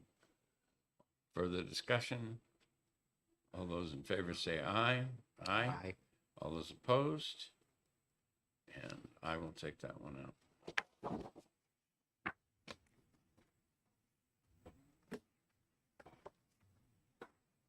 And 1126, we also heard. This one, I told them if they got me words, we would look at them, so we need to wait for them to do that. And 1098, the only suggestion that I have in there is would be a committee amendment on line 9, after the word shall, on that line, to the extent possible. That way that, and so it would read, the person authorized in this section shall, to the extent possible, ensure the process of receiving, etc. Anybody that wants to wait or see that in a regular amendment instead of a committee amendment? I don't mind waiting, but is there a reason that we're keeping marking at the beginning of line 6? We don't require marking. I mean, a marking of a ballot is the individual voters. Well, I mean, the clerk's responsibility is not in how somebody marks it, but in the providing and the receiving. when I read that, the moderator in me says, okay, I can't have a union official, I can't have an employer, I can't have a whatever assisting a voter. Okay, so I read it in that light as to marking the ballot. If you're receiving assistance from somebody, they have to meet the minimum criteria, you know. So that's the way I read it. So I didn't have a problem with it being in there. But we can hold on it. It is enabling. Yeah.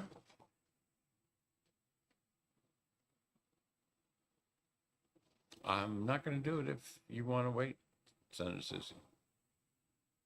I've got time. Okay. All right, let's go. What was the disposition on 1361? 1361. Go back and find out what it is. Off the pass? Yeah. 4-0. I'm sorry I wasn't here. I could have moved consent. Well, the problem is that I only had Senator Chanley for a while. Yep. I'm sorry. I And had you to hear it. but that's okay, you know. The more you put on consent, the harder it is you're making on Trish. And all right. Any What was the issue with 1125 you had, Mr. Chairman, about that was with public. 1125. Well, if you're smarter than I, probably. In 1125, it says any meeting, I think, of the commissioners or the delegation. And a non-public meeting would be any meeting, okay? And I can't have public comment on a non-public meeting. And then I looked at it and I says, well, how do I stick it in there? I could put in a 4 that says, non-public meetings in accordance with RSA 91A are exempt or something like that. But I guess I wanted to talk with the drafting attorneys to make sure that it was clear. And the statement about RSA 91A:2 up in the beginning Right. may have already taken care of, but I That's didn't what have I a was chance to thinking. go look at it. Yeah. So those were my Okay. concerns. All right. And so that's, we'll look at that one and we'll do. Anyone else, any of you want to look at?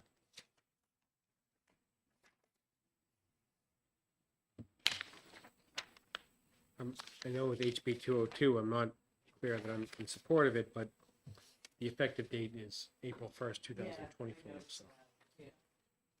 extent that someone would like to, but Your time machine's not operational? no, but I'm still trying to figure out. I haven't read the Supreme Court case that was referenced in the written testimony. But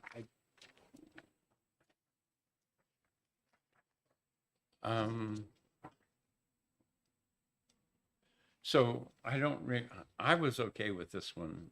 Who was it, the one that asked us to wait on this one? Do you guys remember? I asked that Okay. we, because I wasn't clear that, this is gonna change, this is a major change in policy, but I was just kind of trying to gather more information on Well, what they're doing, potential unintended consequences. when they do these abatements, and I think that this did come from the Assessing Standards Board. And what it says is that, you know, if you're going to do this, you also need to look at the way your city is, because if you're assessing it based on the rules and price values and all of this from X number of years ago, and your city, you're using comparables, and those were valued at 4 years ago, then you need to take that into consideration when you're doing your assessment kind of stuff. But again, if you want to continue to look, we'll continue to look. We'll just mark down, the reason April 1st was put in there is because that's when your assessments are, you know, effective. So if you're going to change the date, which we do need to do, you need to make it April 1st, 2025. Because of the assessing dates. Further questions? Chairman, on House Bill 243, as I recall, the only issue there that was brought up in testimony was at the end of line 5, beginning of line 6, there aren't long report tapes, and I think the Secretary of State had recommended a results report. Let me get to there.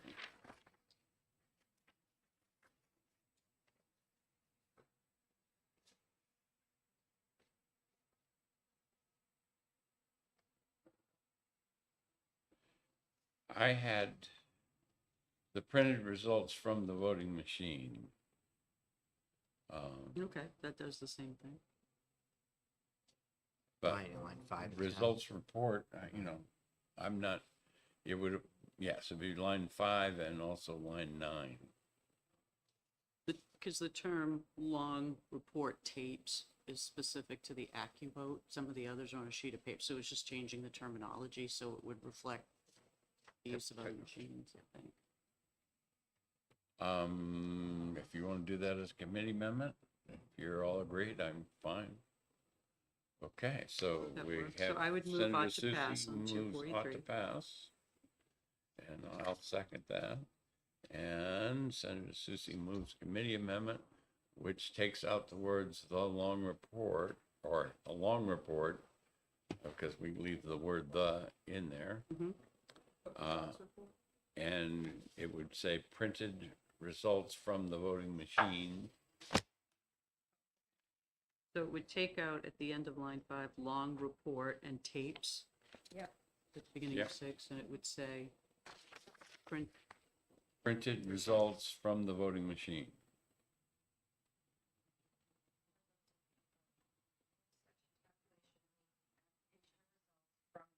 You want printed results?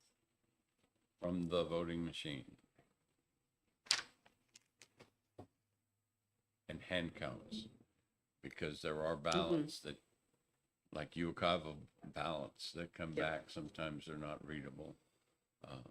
And anybody that doesn't overvote now, doesn't correct it, those will not be read. Right, so that also happens down on line 9. Long report tape. Yep, that as well. Yeah.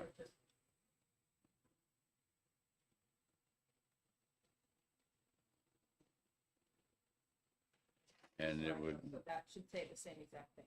right, it's Okay. going to Printed say if results the from- RSA apply, the printed results from the voting machine shall be posted for public review. Okay?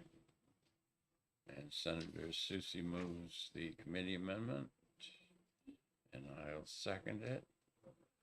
Further discussion? All those in favor say aye. Aye. All those opposed, nay. The ayes have it. And Senator Susie, you worked hard on this one. We'll give it to you. To pass as amended. All those in favor say aye. Aye. All those opposed, nay. The ayes have it. And the clerk kept me out of, the committee aides kept me out of trouble again. What else have we got that people want to talk about? Is there any 1302 that to do with electing the conservation commissions in towns? Not sure if we all agree on that, but it seems like it's a little controversial. It's certainly one that we can discuss. I mean, it is enabling. So even though the testimony that we've heard opposed to it says, hey, the systems are working fine, we don't need to change it. Well, their community wouldn't need to change it. Comments from you guys? 1302. I heard some different bill testimony about there being barriers to elections, and I was concerned that people might not want to run for a seat like this when they're appointed. It's a little different. At the same time, it's local control. If they want to, that's how they want to do it. I don't see the problem with it.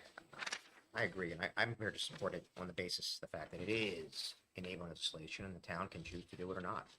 At the local level in Salem, I might oppose this, but yeah, I think being allowed to do it is. I think we should leave that to the towns decide, right? Yeah, the testimony in opposition, though, was from the association, said they believe that actually a lot of people won't, like, they're happy to be appointed to something, but they don't want to be on a ballot and run for something, so. And I see that concern. I agree with Daryl's point, excuse me, Senator Abbas's point, that that the town can decide whether to do it or not, and if they're having difficulty finding candidates, they can simply stay as a town that appoints their members. Page 2, lines 17 through 24. If they don't get people to stand for election,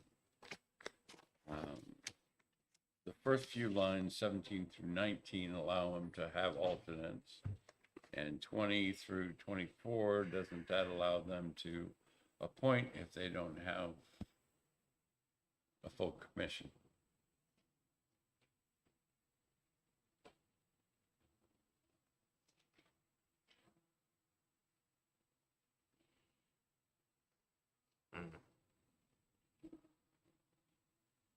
It just seems to me to be a solution in search of a problem, but. Well, where I was going there is that the testimony we heard is that they may not get enough people to run. Mm-hmm. They may need to twist arms. But as long as they can appoint the people. But then what's the point? Because if you. Amen. I agree wholeheartedly. Then it goes back to what the current system is.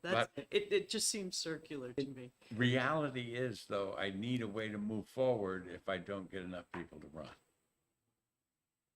In Salem, we have 30,000 people living there, and 2 out of the last 3 elections. First of all, many of our town races are uncontested. But we had a planning board position, 2 seats, 1 candidate, and then this go around. For the ZBA, we had 2 seats, 1 candidate, and there's 30,000 people. Just pointing that out. So for some of these smaller towns, I would recommend proceeding with caution to requiring these be done by election. With that being said, I often let good management and bad management. We'll see how it plays out. But I would support not to pass, but I wouldn't. I'm not really passionately for or against this. Yeah, this isn't a bill that raises my. I was going to campaign on it. All right. So what I'm hearing is that Senator Murphy, I believe, has moved not to pass. Is that correct? Sure. Is there anybody that wants to second it? I will second that. Just Okay, Senator Abbott seconds it. Further discussion? All those in favor say aye. Aye. Aye. All those opposed? Opposed. 3-1. Senator Susie, should I prepare for a floor fight on this bill? Not a fight. I'm I might just I'm state joking that more than anything. I don't think either one of us is really I know. fired up about this. I'll flip you. I'm looking forward to it. And Senator Murphy? Sure. Okay. To my friend, if there's anything that changed any new information, but I was a very soft octopath. Anyone else that you want to talk about? No, I think you've done. We've done a lot. Yeah. We would leave exec. We have a motion to come out of executive session. All those in favor say aye. Aye. All second it. All those in favor say aye. Aye. All those opposed say no. The ayes have it. We're out of 11 executive bills. session. That's a lot. Our business of the day being complete, we are adjourned. That's productive.